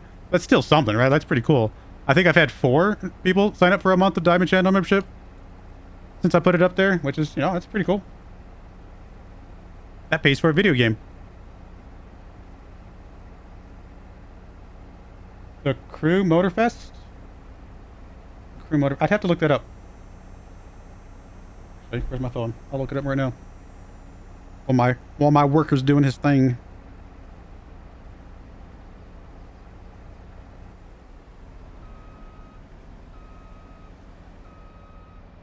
Ah, okay. I mean, I've heard of The Crew. Is it just a spin-off of The Crew series? Like that game? Wasn't The Crew like a game that's been out for a while? Is this just like a subsequent version of that? Yeah, I mean, it looks like a Need for Speed Underground or a Forza or anything like that, right? It's just like a racing game with cars and stuff like that. Yeah. I mean, I do like playing racing games a lot. I tend to do those a lot on my... I've played a lot of those on my own time type of thing. But I do like racing games. Those are fun. Starfield. Is that the new one? Starfield, the new one that just came out recently? Or am I thinking of a different one?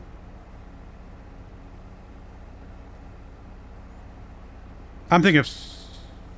Maybe it is Starfield. Yeah, no, I've seen that one recently. Came out 2023. I say recently. Yeah, I remember that one. Seeing that one pop out.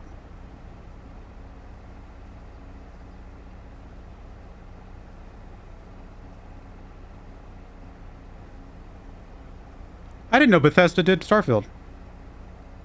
Is that true? Bethesda did Starfield? Really? I didn't know that.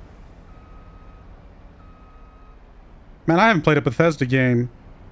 My goodness. When was the last Bethesda game I played?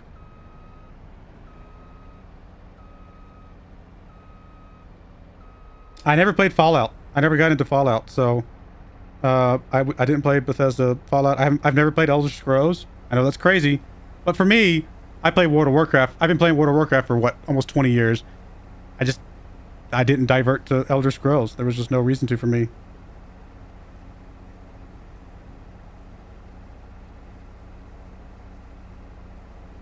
I know I've played Bethesda games before. I'm trying to find one that I played.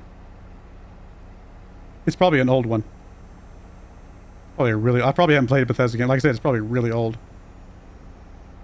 I'm not seeing it. I know there's one that I could have remembered. Could have sworn was a Bethesda that I played back in the day, but I just don't see it on this list. Wait. Bethesda did Quake? Is that true? No, what? Or did they just buy the company that did Quake? Like, that feels like that'd make more sense. Like, they might have bought the company that did... I don't feel like I... That was like id or something like that. They did one of those. I don't remember. It's been forever. Oh, yeah, Star Citizen might be what I was thinking of, James. That's probably true. Yeah, okay. Fallout would be interesting. Like I said, I never got into it, so I'm not against it. I just never really got into any of those games. It's just kind of one of those things that, again, it's hard to find time to get into a good, solid game like that. For example, I do enjoy the Assassin's Creed games, but I've been playing the Assassin's Creeds in order, like where I'll just, like every once in a while I'll put in like, 20 hours into it and like knock one out. And so I'm only up to the one in London right now. I have not even gotten to any of the Origins or anything like that. I'm so far behind on Assassin's Creed. I still like them. It's just hard for me to find the time, and it's just, I don't know, it's just funny. I need to get them finished. I've missed out on a lot of video games. Most of that's because of World of Warcraft. I've not so much now. I'm definitely better at managing my World of Warcraft time these days. I really just play a few hours on the weekends. But back in the day, I played that game. There was a time period in my life where I played World of Warcraft 18 hours a day, 7 days a week. And yes, if you do that math, that does mean I only slept for 6 hours. But that was me. That was my life for a very long period of time. Thankfully, I'm not in that stage anymore because that was a very unhealthy part of my life. But, it is what it is. Yeah, I like the AC games a lot. I don't know. It's just fun. Which probably means I'd like a lot of these other games too, to be perfectly honest. There's a lot of games I've just not tried that I know I would like.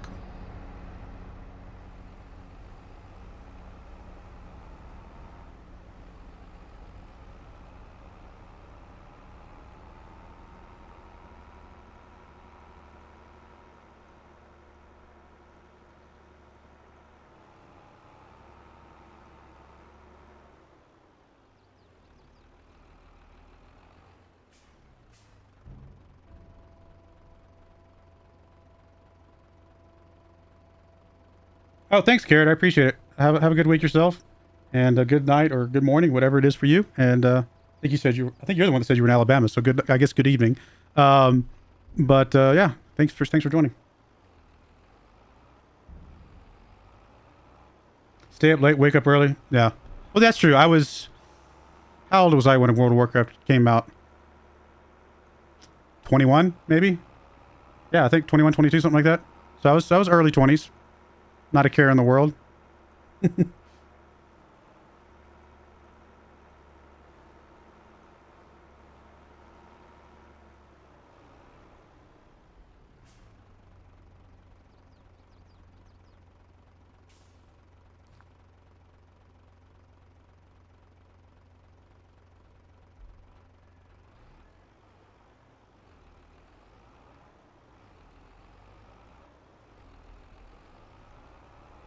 So yeah, I've definitely been in a phase of my life where I played games at an unhealthy level.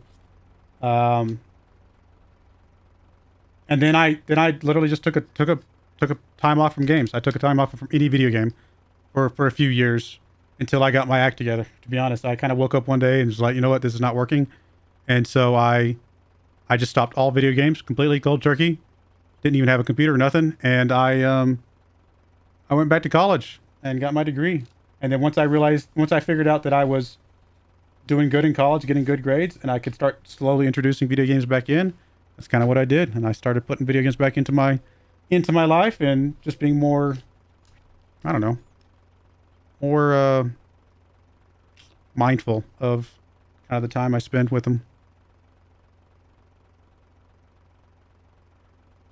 I still spend a lot of time on them, but I make sure that they are not my number one priority. You know, my family, my job, things like that are my number one priority. And if video games have to slip off the radar a little bit because those are starting to struggle, then that's just the way it is for me right now. Which is part of the reason why I would love to do YouTube as a job, because then video games will be my job, and then I don't have to choose. That would be cool. But, you know, it's okay if it never happens. It's still fun.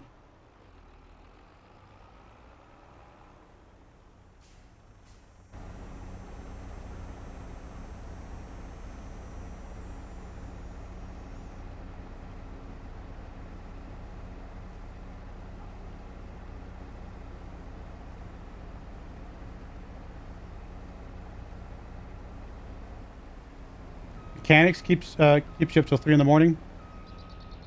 What do you mean by mechanics? I apologize. Like a car mechanic, or just talking about something else?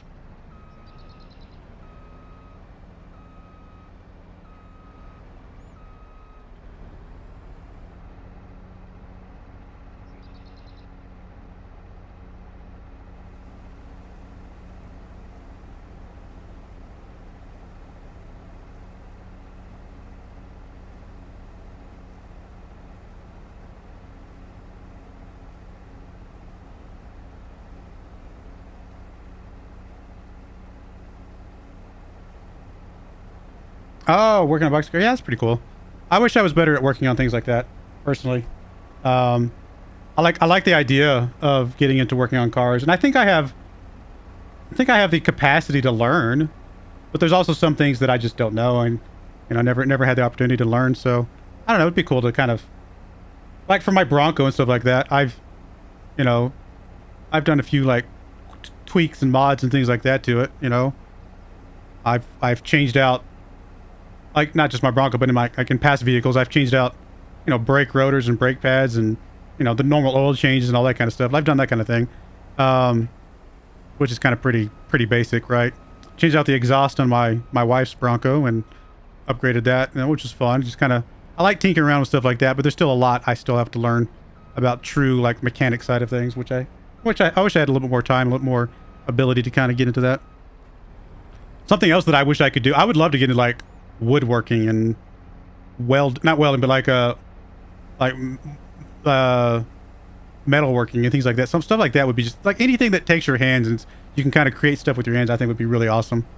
Just never really had either the time or the space to do it.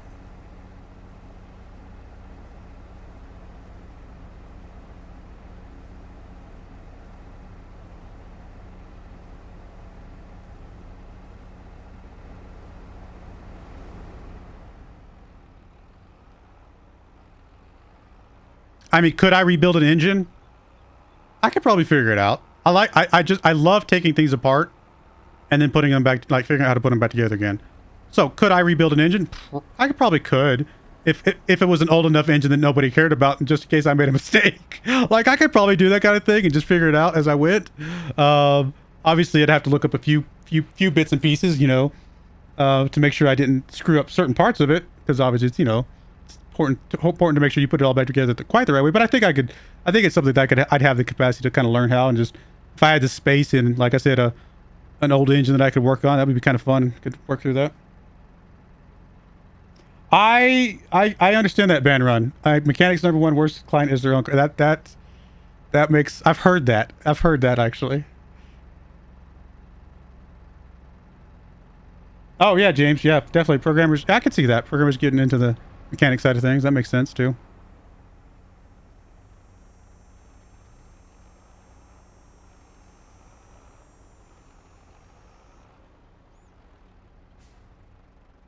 Every blows the first one up. That's fair. That's fair. I mean, that's good. It's one of those things that. I mean, it's like playing video games. Some of the video games that I play, right? Sometimes the best way to learn is to make a mistake. I mean, yeah, you might blow up your first engine, but then you're going to figure out why you blew it up, and you probably will never make that mistake again, and it'll stick. It'll be one of those types of lessons that you'll remember forever, and you'll definitely learn a lot very quickly because of it. So I'm definitely in the camp of, you know, within reason, mistakes are not a bad thing necessarily. They definitely help you learn. All right, so we are full here. Last time I think we just barely had enough space, but I think we're going to be a little bit fuller this time because there's technically still some grain in here from the previous month for the chickens.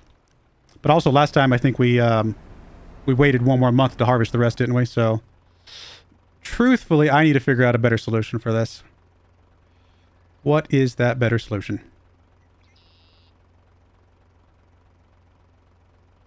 I mean, the better solution is just to get the grain mill set up soon. I'm just not there yet. Or get another trailer. I don't know. I'll think about it. Let me let this thing finish up and we'll figure it out.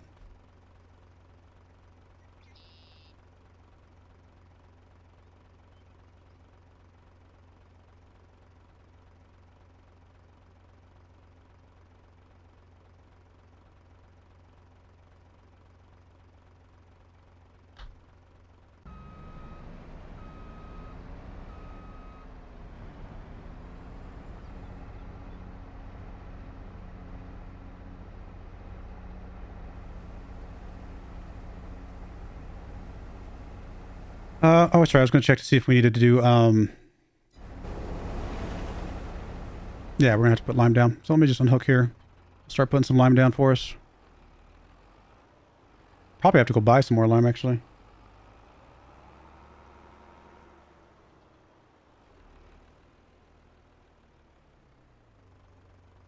Oh, wow. Van Run, like, that's... You took him mallet to it. That's pretty cool. Oh, wow.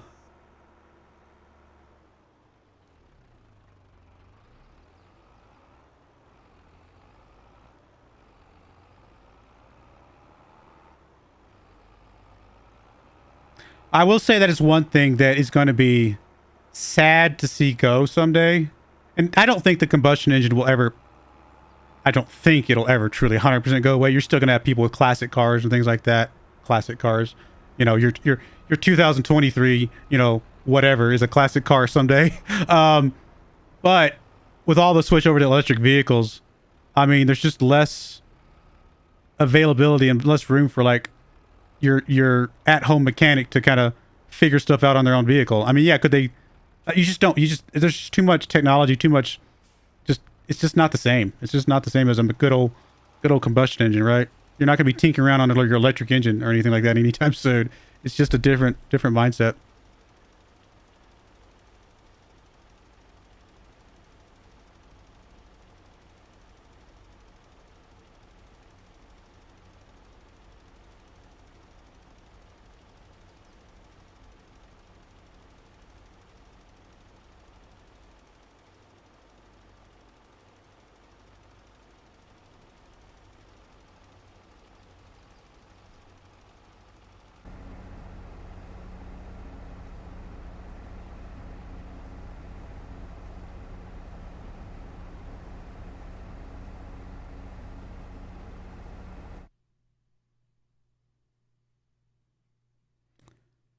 We're almost, we're not quite full on eggs. What are we looking for? November again for eggs? Is that what I said before?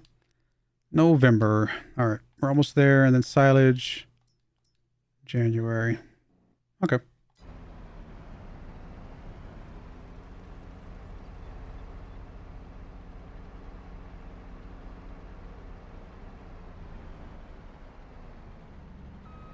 Yeah, I can see that. Motorcycles being kind of a... I mean, your motorcycle crowd is different, just a different crowd in general anyway, right? I mean, it's just...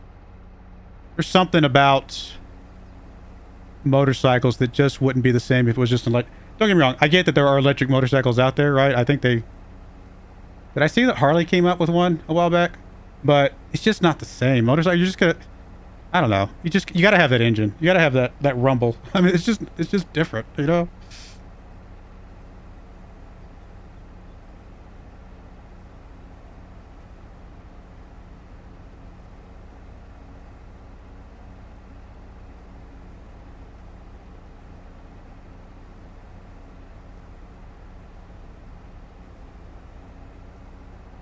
Man, how does a battery pack work in a motorcycle? Like, I mean, I get that motorcycles don't need as much, like, you know, gasoline fuel, so I assume that they don't need as much, you know, electric power either, right? But it still would have to be, you know, a pretty decent amount of extra weight, right, just to have enough battery for it to be worthwhile. So that's an interesting. I wonder how that all works together. Maybe it's not as bad as I'm thinking it would be.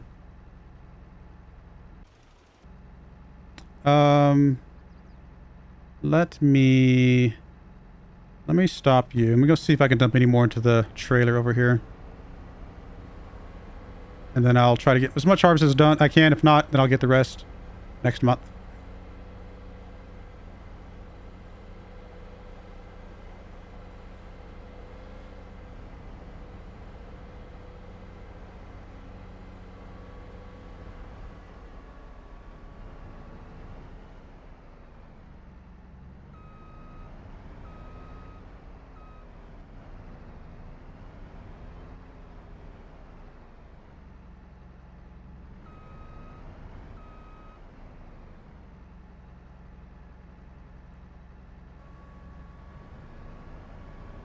That wasn't very much.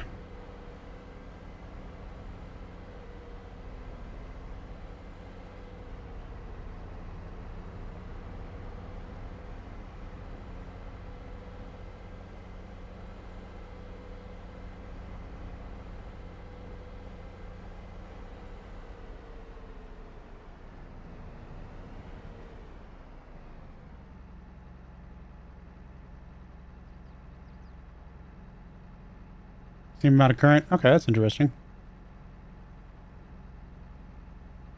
What about electric airplanes? Like, I don't think I've seen anything that suggests that exists today, but I'm assuming somebody's looking into that, right? Somebody's got to be exploring the opportunity to create an electric airplane. I mean, I can't imagine we could have an electric airplane the size of, like, our normal jumbo jets, right? I would imagine it might be one of those things where we just have a lot more smaller sized airplanes zipping everybody around the world, but I don't know. I could be wrong. I could be way off base. I have no idea how that would work, if it could ever even work.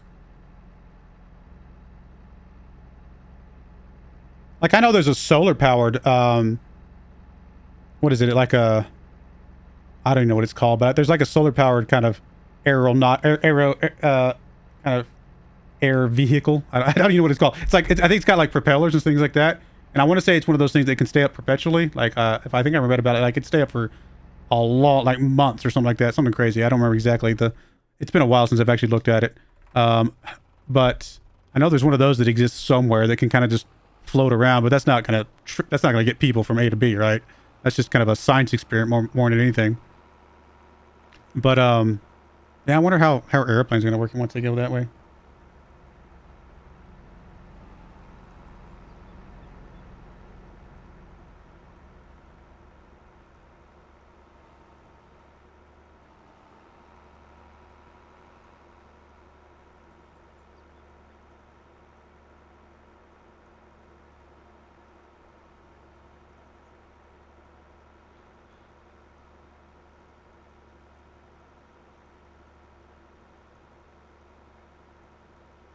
Here's an interesting question. Will the first electric airplane that's in true production, will it be civilian or military first? I don't know about that one. That's an interesting question to think about. I'm going to assume a civilian, but obviously there could be a lot of value in something like that on the military side as well. I mean, we are getting more towards the drones, which I'm not talking about drones. I'm talking about like production, like somebody actually flies. I think drones is in its own category. I could definitely see an electric drone pretty soon because it's a smaller vehicle. In fact, they may already have electric drones, right? Yeah, they already have electric drones. What am I saying? I'm dumb. They already have electric drones. That exists today. Duh. Sorry, I was being dumb for a second. When I said drone, I immediately went to like the Predator drone, which I don't think that one's electric, is it? I don't remember. But obviously there's smaller drones that are used on our military, you know, for military use that are definitely electric. Is the Predator electric? I actually don't know. I've never actually looked at it.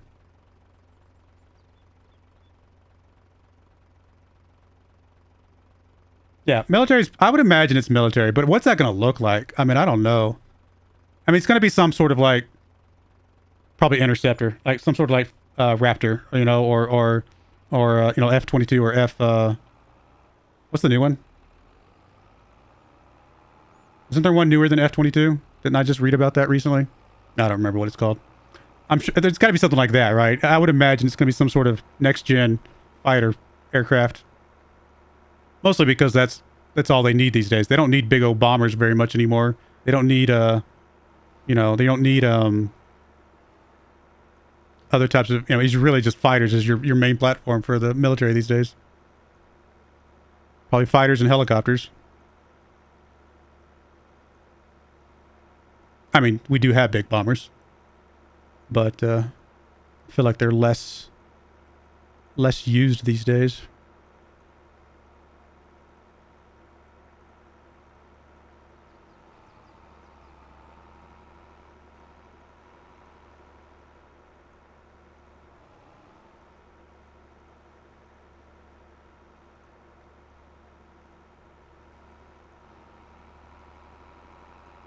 F-35, thank you. I think it's the F-35 is the newer one. I think. Oh, I don't remember. I think you're right, though.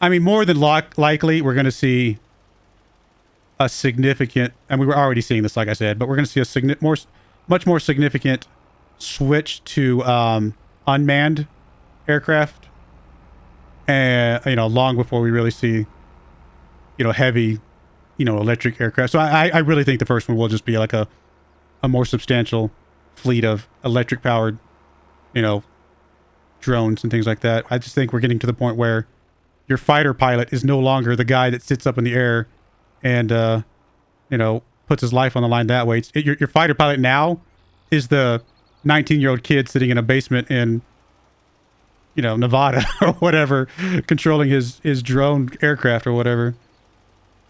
It's just the way we're going.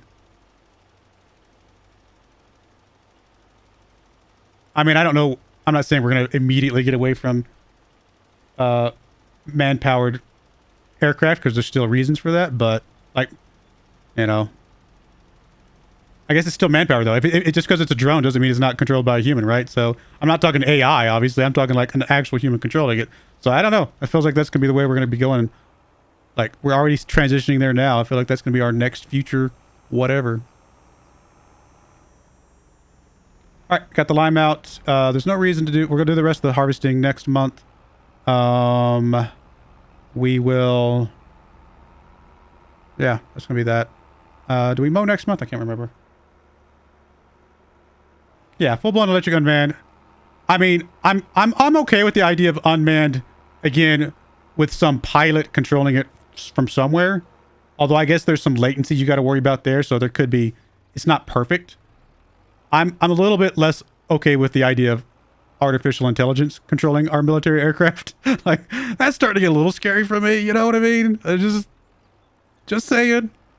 It's one of those things that I'm just like a little bit not sure about. I mean, I'm pretty sure whatever artificial intelligence they put behind the wheel of our military aircraft will be much better than the AI that I use in this video game. But I've seen this AI in this video game do some really stupid things. So I'm not confident. We've seen some really stupid things in this video game. All right, I think we're good to fast forward. Why am I not fast forwarding? Hit the wrong button. It's an yeah, I agree. No, you're right, James. Until a computer can reason better than a human, you can't replace them. 100%. 100%.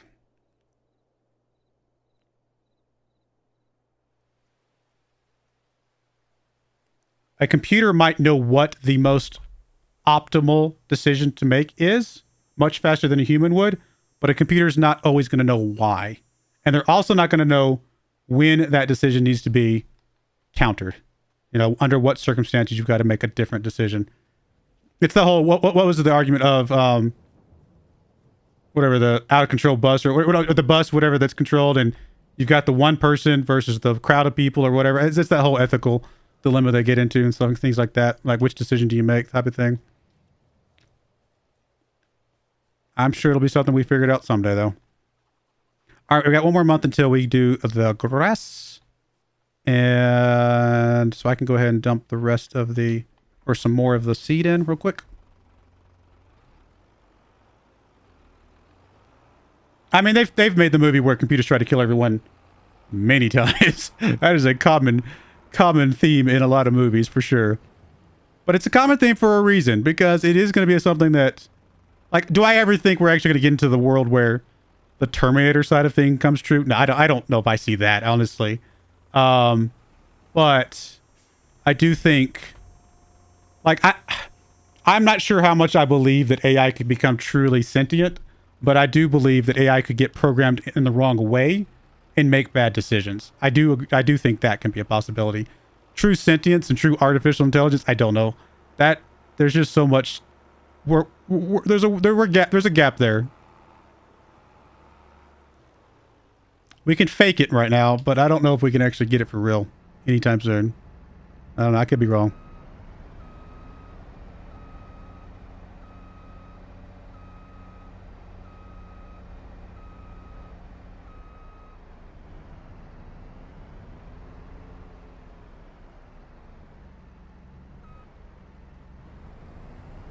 Oh, it's raining. Okay. Yeah. I forgot it was raining. Forgive me.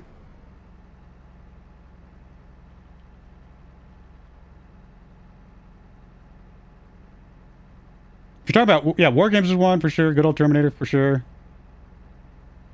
Yeah, War Games is, I've watched that. I've watched that a lot. That's a good one, right? It's a classic. Matthew Broderick, who still looks the same today as he did in that movie. That's not entirely true, but close.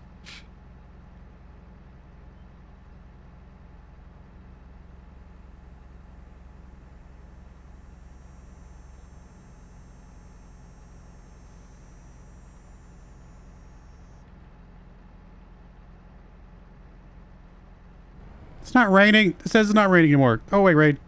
Go away.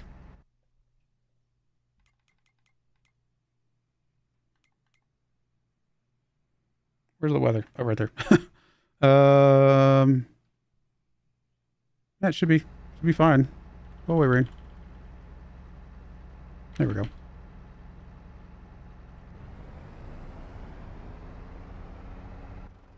Let's go get our trailer.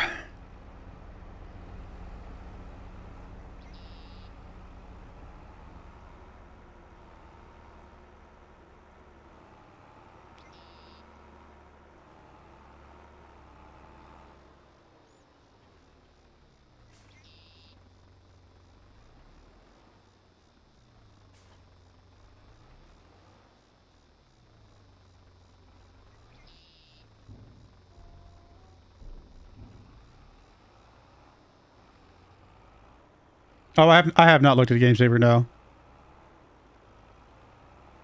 Honestly, I don't really typically have too much trouble with the game save, so I just don't even think about it. It's kind of it happens, and don't really think about it too much.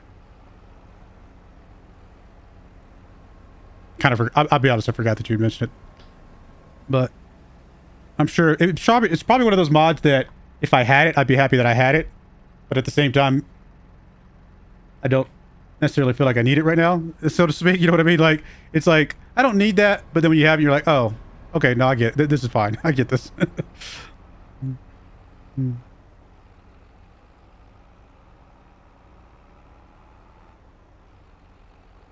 don't know if we're going to get it all harvested today. We're about to be faced with our very difficult decision of what do we do?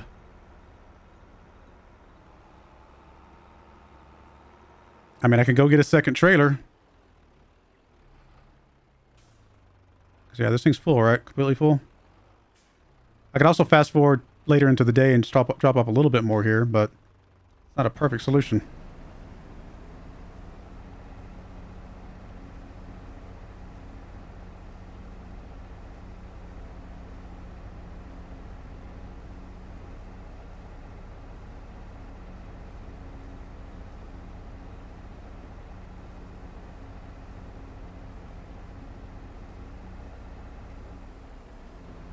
Oh, no, I see what you were saying. Man run, for sure. That makes sense that, you know, if you have any type of issues like that, it could definitely save you. Stop it. Worker. You're going back up too far.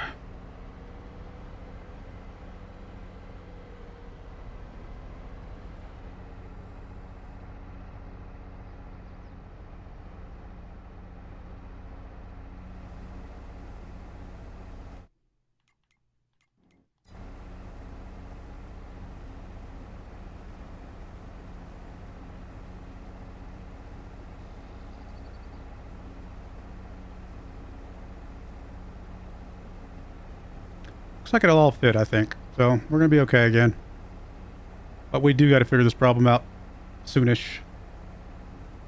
I wish the silos weren't as expensive as they are, because I'd like to just have a silo on the farm just to have it, you know? But it's so expensive, it just never feels like there's value. I've got other things I need to spend money on, and a silo is just kind of it's a quality of life thing. It's not a money-making thing, usually.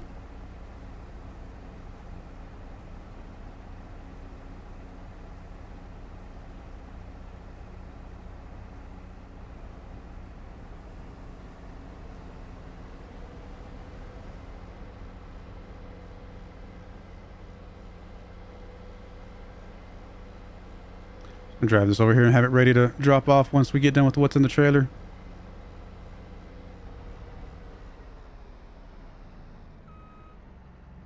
Cool. All right, that's done. One more month on the mowing. Do we need to pick up some eggs? Yeah, I'll probably pick up some eggs real quick.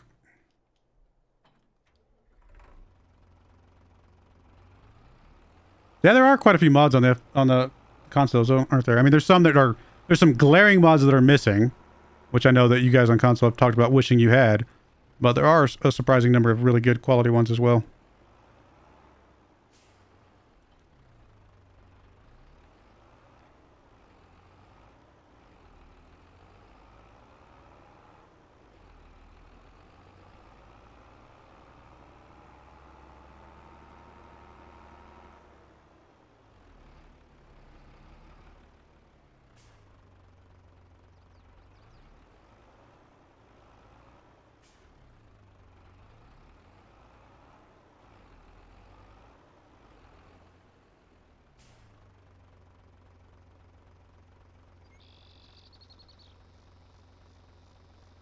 All right, this nice little stack of eggs. Here we go. 2, 4, 6, 8, 10, 12, 14, 16, 18 pallets. I didn't see how many eggs it was total a second ago, but oh, should we get some good money once we sell them?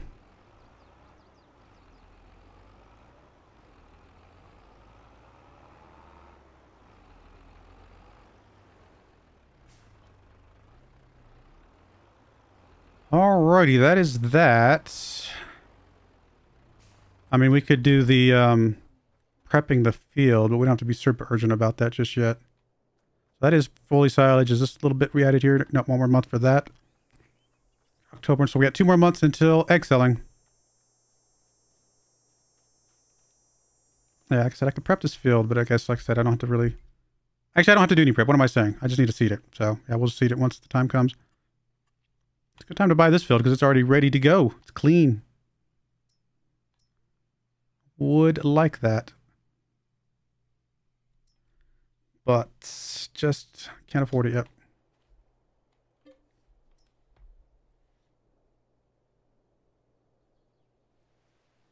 I mean, I think the cheapest grain silo requires one of the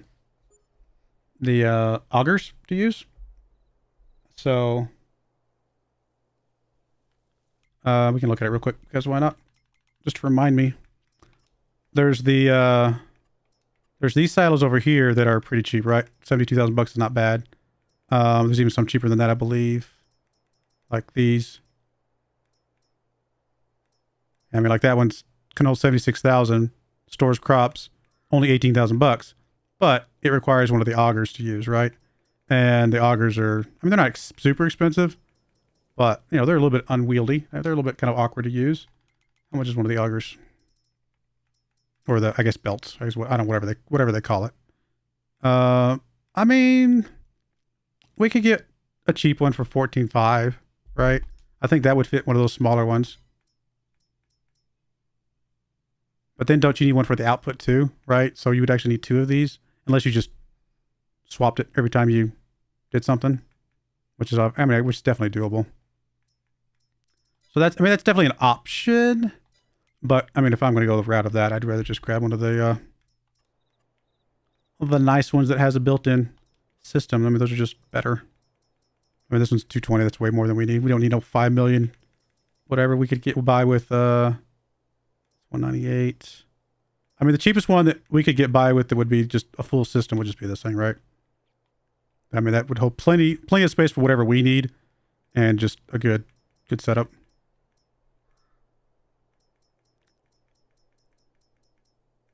I mean, truth be told, it's actually the one thing that I'm tempted to just cheat into the save. You know, just because it's like I said, it's a quality of life thing. It's almost like a mod that more than a change of like gameplay in a way. So I'm almost tempted to just have it because it's just a nice thing to have type of thing. I mean, part of me actually wonders if maybe I should have just, before I erased all the money and put myself back at $0 or whatever, you know, whatever amount we started with to start from scratch, if I at least just set up the farm, right? If I had like a building for the tools and got the little grain silo down, things like that, and just had a farm that was set up, and then play a start from scratch from there, just because most of that stuff is just fun to look at, but not actually functionally changing anything in the game, which I think would have been kind of a cool way to do it. I might do that in the future. Honestly, if you guys, I would definitely accept feedback on whether or not that would run a start from scratch run if I actually had some buildings set up first, just because we never have buildings, you know. All right.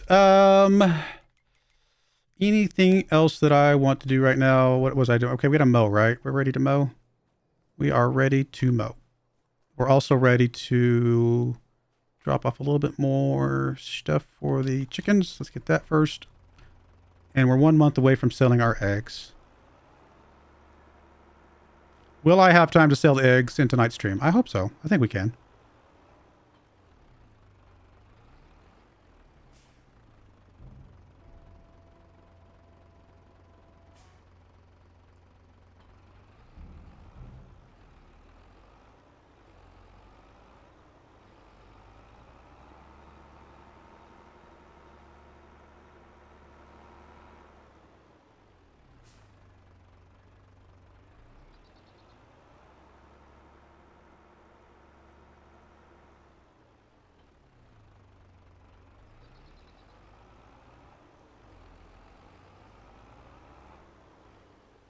I haven't looked at the used lot in a while.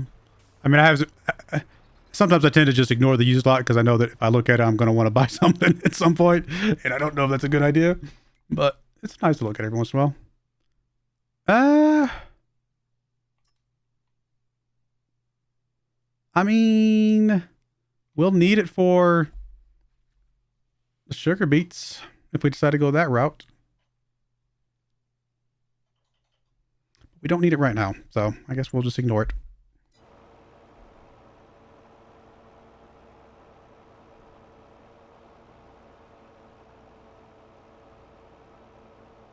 How much would another little tractor be? We really don't need anything big, right? I mean, we can get a basic tractor that could do like mowing or something like that for like 50,000 bucks. It's just not, it's not a priority. It would speed things up, but just not a priority. And truthfully, if I got any tractor, I would leave this as my mower and just get a medium-sized tractor that can pull some of the bigger equipment.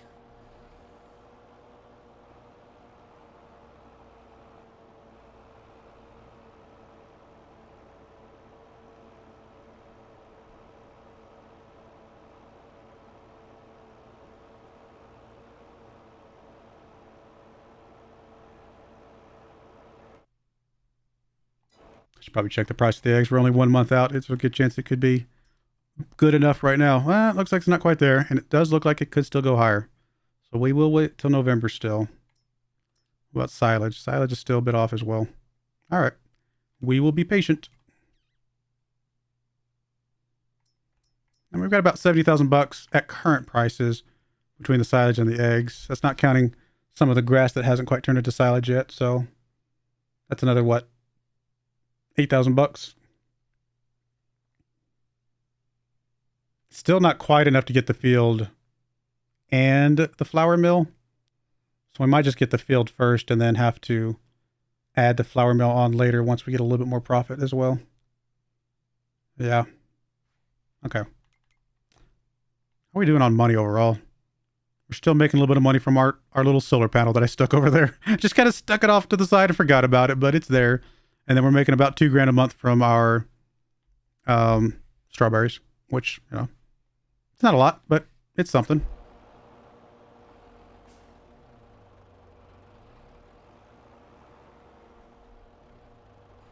I mean, $2,000 a month is still 24,000 bucks a year.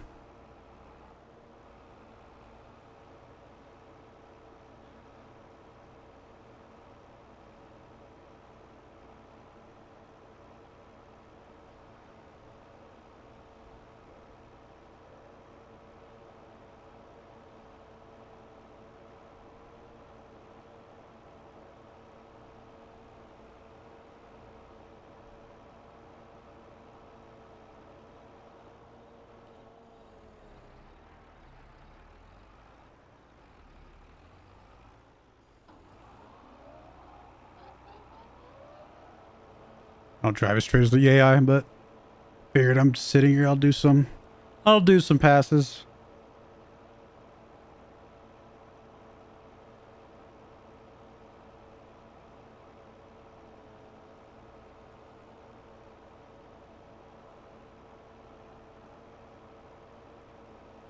How do you get third-party mods on Mac? Is there a mod hub on the Mac? Like, is there an in-game mod location? Because I actually don't know anything about the Macintosh, unfortunately. I don't know why I just said Macintosh. They don't call them a Macintosh anymore, do they? Like, that's not even...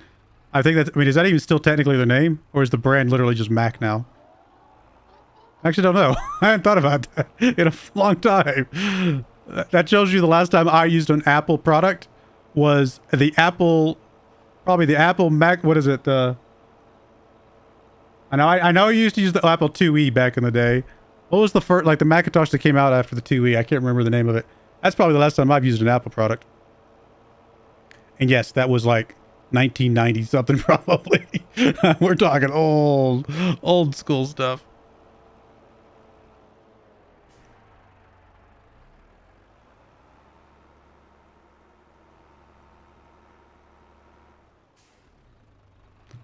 Oof, I am old. Well, I'm not really that old, but I feel old sometimes.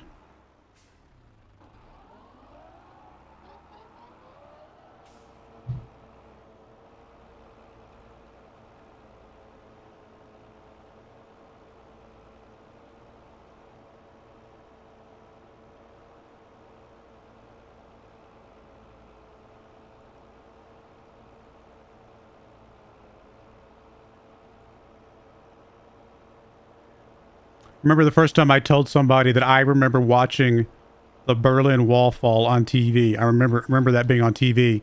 And you would have thought that I had just told them that I watched the moon landing. Like that's the look they gave me, is that, you know, that I was so old by that statement that I was like, oh yeah, I watched the moon landing on TV live, which is not true. You know, there's a big gap in time there, but it was just that kind of look. It was just funny. I did not understand what was going on. Like, I was young enough that I had no idea what the Berlin Wall falling meant, but I definitely remember seeing it. Oh, hey, thanks, Ringo. I appreciate that. Hey, Dagil Crew and Ringo and Mrs. Mrs. Dagil. I was reading those. Hey, your name just sounds just like the other person, because I'm assuming you're together. That would make sense. Psychosis 101. Hey, how's it going? I appreciate the raid very much. Oh yeah, farming's going awesome. Going well. I'm enjoying it. It is soothing. It's one of those Zen things that you can do. It's really fun. I just wish I could drive as straight as the AI sometimes.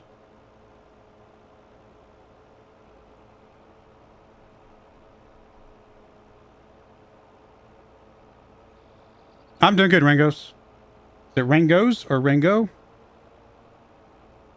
Or Mr. Tavern? No, I appreciate it though. Thank you.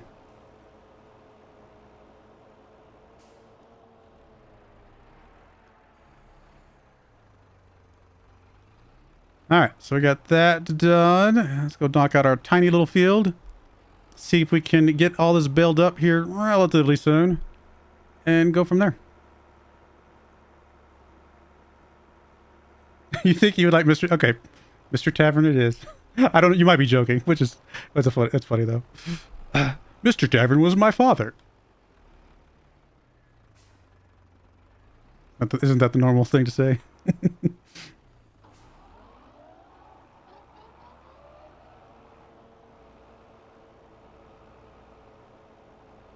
By the way, in case you guys are wondering who I'm talking to, I am streaming, because not everybody knows this. I do stream on both YouTube and Twitch. Ever since Twitch basically allowed that, I have started streaming on both. And so if you ever see me talking to somebody and you're like, who is he talking to? It's because I'm talking to the other side. Just FYI. So yes, I stream on both.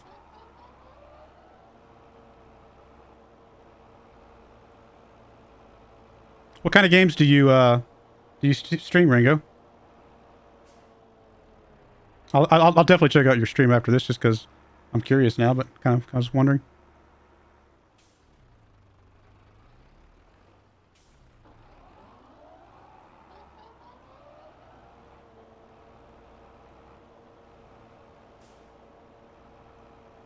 Get accused of talking to myself. That's true as well. Actually, it's all a joke. Truth be told, there are no viewers. Whatever platform you're watching me on right now, there's actually no viewers on the other platform. I am just making up people and talking to myself. I could say that, and you don't know if I'm telling the truth or not. That's actually it's kind of creepy and funny at the same time. Man, if I had the mental fortitude to actually make up conversations with imaginary viewers on some other platform, I would be impressed with myself at that point. Oh, you're taking it back. Well, again, I'm glad that you rated. Thank you for that. And obviously, you know the joys of Farming Simulator just like I do.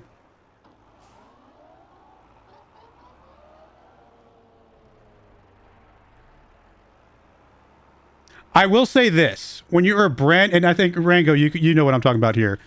When you're a brand new streamer and you have zero audience, but you still kind of have to act like you have an audience, and like, I mean, you might get to the point where you just don't talk if nobody's there, but you kind of want to practice, right? You want to practice that communicating with an audience, even if nobody's there. Plus, if you do VODs after the fact, then people that watch the VODs want to hear you talking as well. It could be really weird to be like talking to nobody, and that's just, it's kind of how it has to be at first, because you need the practice, and you're just kind of, you never know when somebody will join, so you just get into the habit of talking to literally nobody until eventually people start joining and watching. It's a weird dynamic being a small streamer.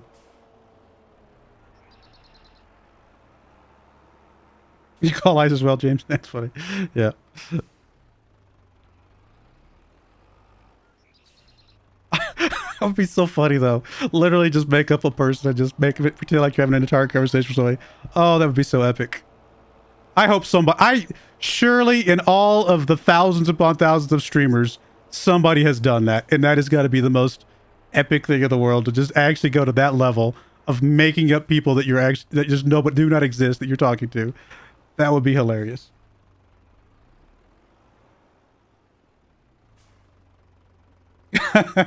You talk to yourself at work? Yeah. Well, I mean, that's fair. I've definitely... I have been known to talk out loud to myself when I'm doing programming and things like that, so I could definitely understand that concept. Thankfully, my programs do not quite yet answer me back, although in the world of ever-growing AI, I'm sure that will be the... You know, it's only a matter of time before my computer starts talking back to me.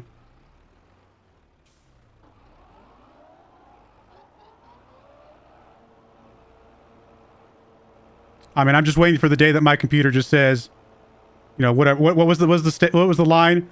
I'm sorry, Dave, I can't do that because my name's David. So, or what is it? Hal from Space Odyssey, whatever. He's like, I'm sorry, Dave, I can't do that. Waiting for that day.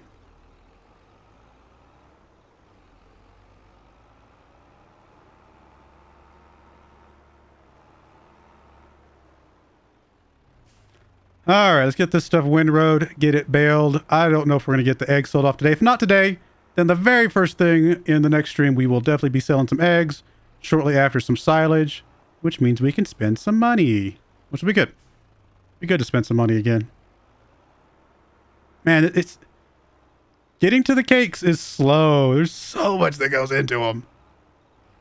But that's the reason I do them, because there's a lot that goes into them, and I'm a weird... twisted person who likes who enjoys the pain of trying to build up to all these different products and things that you need. Turn this on for a minute. Just chill. Oh. You know what's bad is when you have a couple of people in your stream thinking you're talking to them, but you're like, oh, yeah. I could see that being bad. Yeah. You're just mouthing words and they don't hear a single word you're saying. For sure. I will say something that I started doing, and it's interesting, anybody that's ever experimented with any sort of YouTube or, like I said, Twitch stream or anything like that, I started switching my terminology from I am about to do something to we are about to do something. And I don't know if I don't know if it actually makes a difference. But in my mind, it feels like it's more, you know, it's including the audience in the decisions that I'm making, even though they're not actually, usually, especially for YouTube, helping me make the decisions. I still say, all right, we're going to do this today. We're going to do that today. All right, let's see if we can do, you know, let's see if we can get this done today. You know, whatever the context is, it's just a weird way to try and help, I don't know, feel like the audience can kind of be a part of what you're doing. You actually talked for an hour without your mic being on? Oh no. Oh no. Oh. I mean, again, I do both streaming now. I mean, streaming is actually relatively new for me. I've only been doing it for like 10 or 11 weeks now. So I started late last year, but I've been doing YouTube for, you know, 6 years now or something like that. I cannot tell you the number of times that I've recorded a 4-hour session or a 3-hour session of videos to go up live and only then realize that I was muted the entire time. Oh my goodness, those have been some painful ones. Especially when it was like, it was going well. Like I was playing the game and everything was going well. It was all working out. And then I look over and I'm like, oh, I'm an idiot. And it's just like, oh, you gotta be kidding me. And then I have to just re-record everything and start over from scratch. Oh, thank you, Rango. Yeah, no, it's fun. I enjoy the streaming for sure. I still love the recording though. I mean, it's still fun to just kind of record whenever I can, you know, 30 minutes here, 45 minutes there, whatever. But I definitely, the streaming has been fun since I started. It's been a lot of cool interaction. I enjoyed it.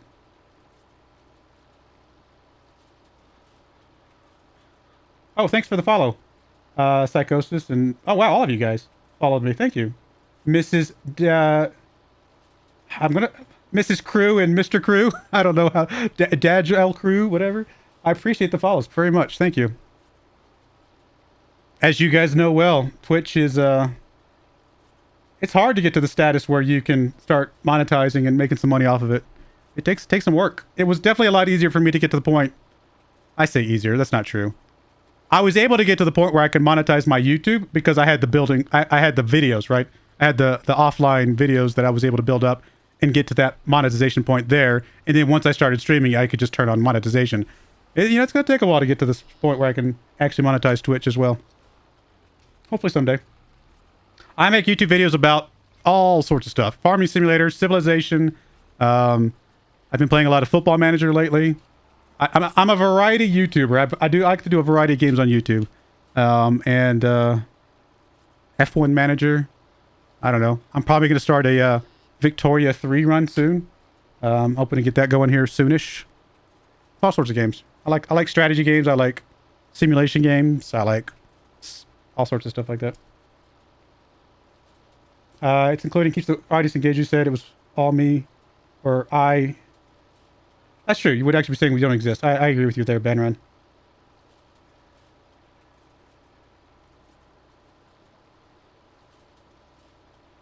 Yeah, there's true. Yeah, there's a little bit of a delay.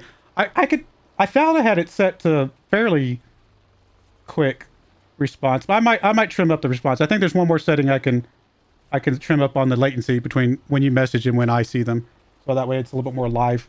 Truth be told, I didn't have the live response maxed out because I just didn't have a lot of viewers. So I was like, well, let me just focus more on the quality of the stream than the latency of the responses. But I can definitely tweak that now that I'm getting more viewers and I want to be a little more interactive as people are talking. Oh yeah, thank you, Rango. I appreciate it very much. We're at the part of the stream where I'm just letting the worker do things so I can talk to you guys, which I enjoy. That's the one good thing about Farming Simulator. I could automate something for a minute and talk to you guys. Do I have a weekly stream schedule? I stream on Mondays, Wednesdays, and Saturdays at the moment. Same time period, 7 p.m. to 10 p.m. Mountain Standard Time because I live in Colorado. And Monday nights right now is Football Manager. Wednesday nights is Farming Simulator, and Saturdays is my Civilization time. So, again, I get that ultimately I'm probably not growing as quickly as I could if I focused on a single game, but I like playing lots of different games, and so I guess I accept the slower growth to enjoy a variety of games. So I even have a variety in my streaming right now. So if you're only here for the Farming Simulator, it's every Wednesday. So you can come back next Wednesday, and I'll be back streaming Farming Simulator then. Although I assume if Rango just rated me, that means you just finished up your stream. So please do not. I would hope if you're one of Rango's fans, you would join him first, and then maybe join me later. That would be cool. I can't drive a straight line apparently. I'm definitely at the stage of the evening where apparently I'm incapable of driving in a straight line. Cool. Well, yeah, we're basically at the end of the stream. It's 10 o'clock for me. I gotta go make sure my kids are in bed because they like to stay up late when daddy's not paying attention, which that sounds bad. I pay attention to my kids, but when I'm streaming, they sometimes take that opportunity to stay up a little bit later playing their Minecraft or whatever they're playing. Excuse me. But, oh yeah, James, I have, yeah, definitely have more than one. And Civilization, I mean, Civilization's probably going to be pretty permanent. Farming Simulator's probably going to be pretty permanent. The Football Manager might change at some point to something else once I kind of get through with the run I'm going. But anyway, all that, again, I appreciate the raid, Ringo. I will definitely be checking you out on your stream as well, because I'm kind of curious now, just kind of see what you got going on. And I appreciate the community that allows us to raid each other and do that kind of thing. It's pretty cool. I'll be honest, I've never actually raided anybody. I'll have to start doing that soon. I don't know if I'm going to start tonight, but I'm going to have to figure that out and start doing that soon because I think that's a cool thing. But I'm going to go ahead and call it there. I'm probably just going to let this guy finish this. And when we come back, we will be ready to bail up and sell the eggs, sell the silage, and kind of go from there. But again, everybody, thank you for joining. Thank you for all the conversations. It's been a lot of fun. Having lots of conversations is really cool. And I think he already left. But Steven, if you're out there somewhere watching the VOD, congratulations on your new arrival.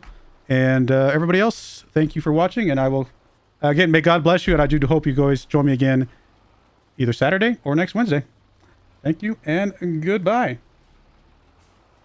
As soon as I can find my button again. There's a glare.